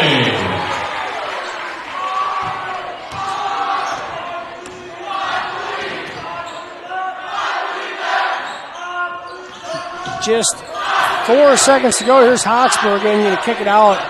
Poppenbud is not going to get a shot off. Final score in tonight's boys contest, MMCRU 71, Trinity Christian 47.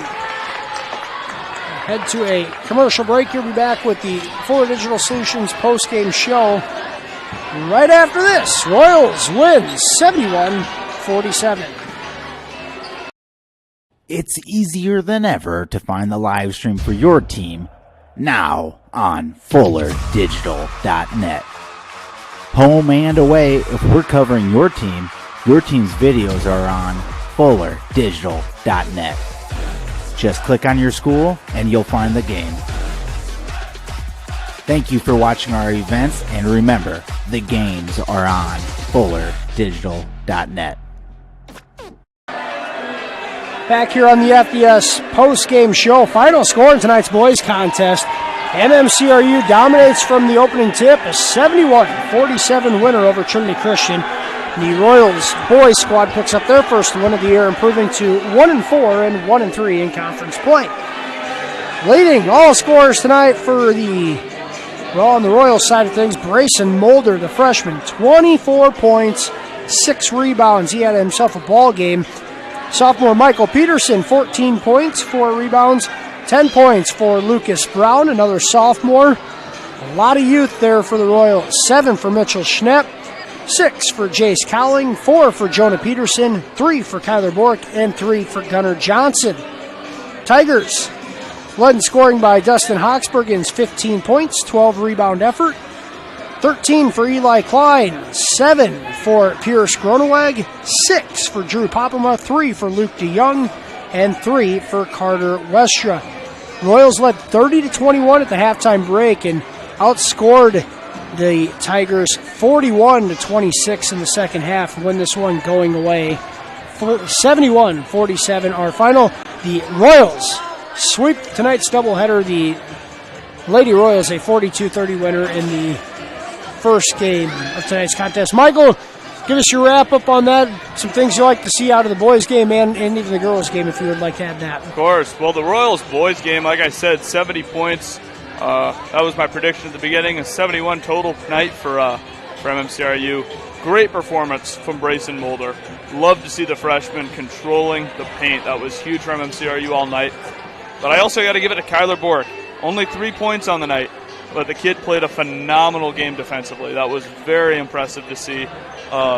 It's good to see that your players don't just care about getting stats. In high school basketball, when you got a kid who's putting up close to 20 points a night, it's easy to get that mentality of, I'm just out here trying to perform. You set a goal number for yourself. But clearly we saw Kyler Bork was committed to doing whatever's best for his teammates. And it paid off huge. Royals' first win of the season. It was good to see. As for the girls, I think it just goes back to sticking with it. You got to get more game time experience. That comes with a young team. A great performance from Cora Alish. Great performance from Cora Alish all night. And Belle Olson defensively played phenomenal. So it was good to see. A couple of good wins for the Royals to end the 2022 calendar year as we head into the holiday break. We'll be back in action here with the Royals on January 3rd as they host Harris Lake Park in Marcus. We'll have that one here for you on FDS. So thank you for joining us tonight, Michael. It's always a pleasure to have you with us. Great to be back. Great to be back. Hope to be back some more. You bet. And that way I don't have to talk the whole time and people don't have to listen to me the whole time. There we go. Adam Morris on production. Adam does a great job night in and night out. And no different tonight. And another great 2022 calendar year. And we'll see you guys in 2023. Thanks for joining us tonight. Royals sweep the doubleheader. We will see you guys in 2023.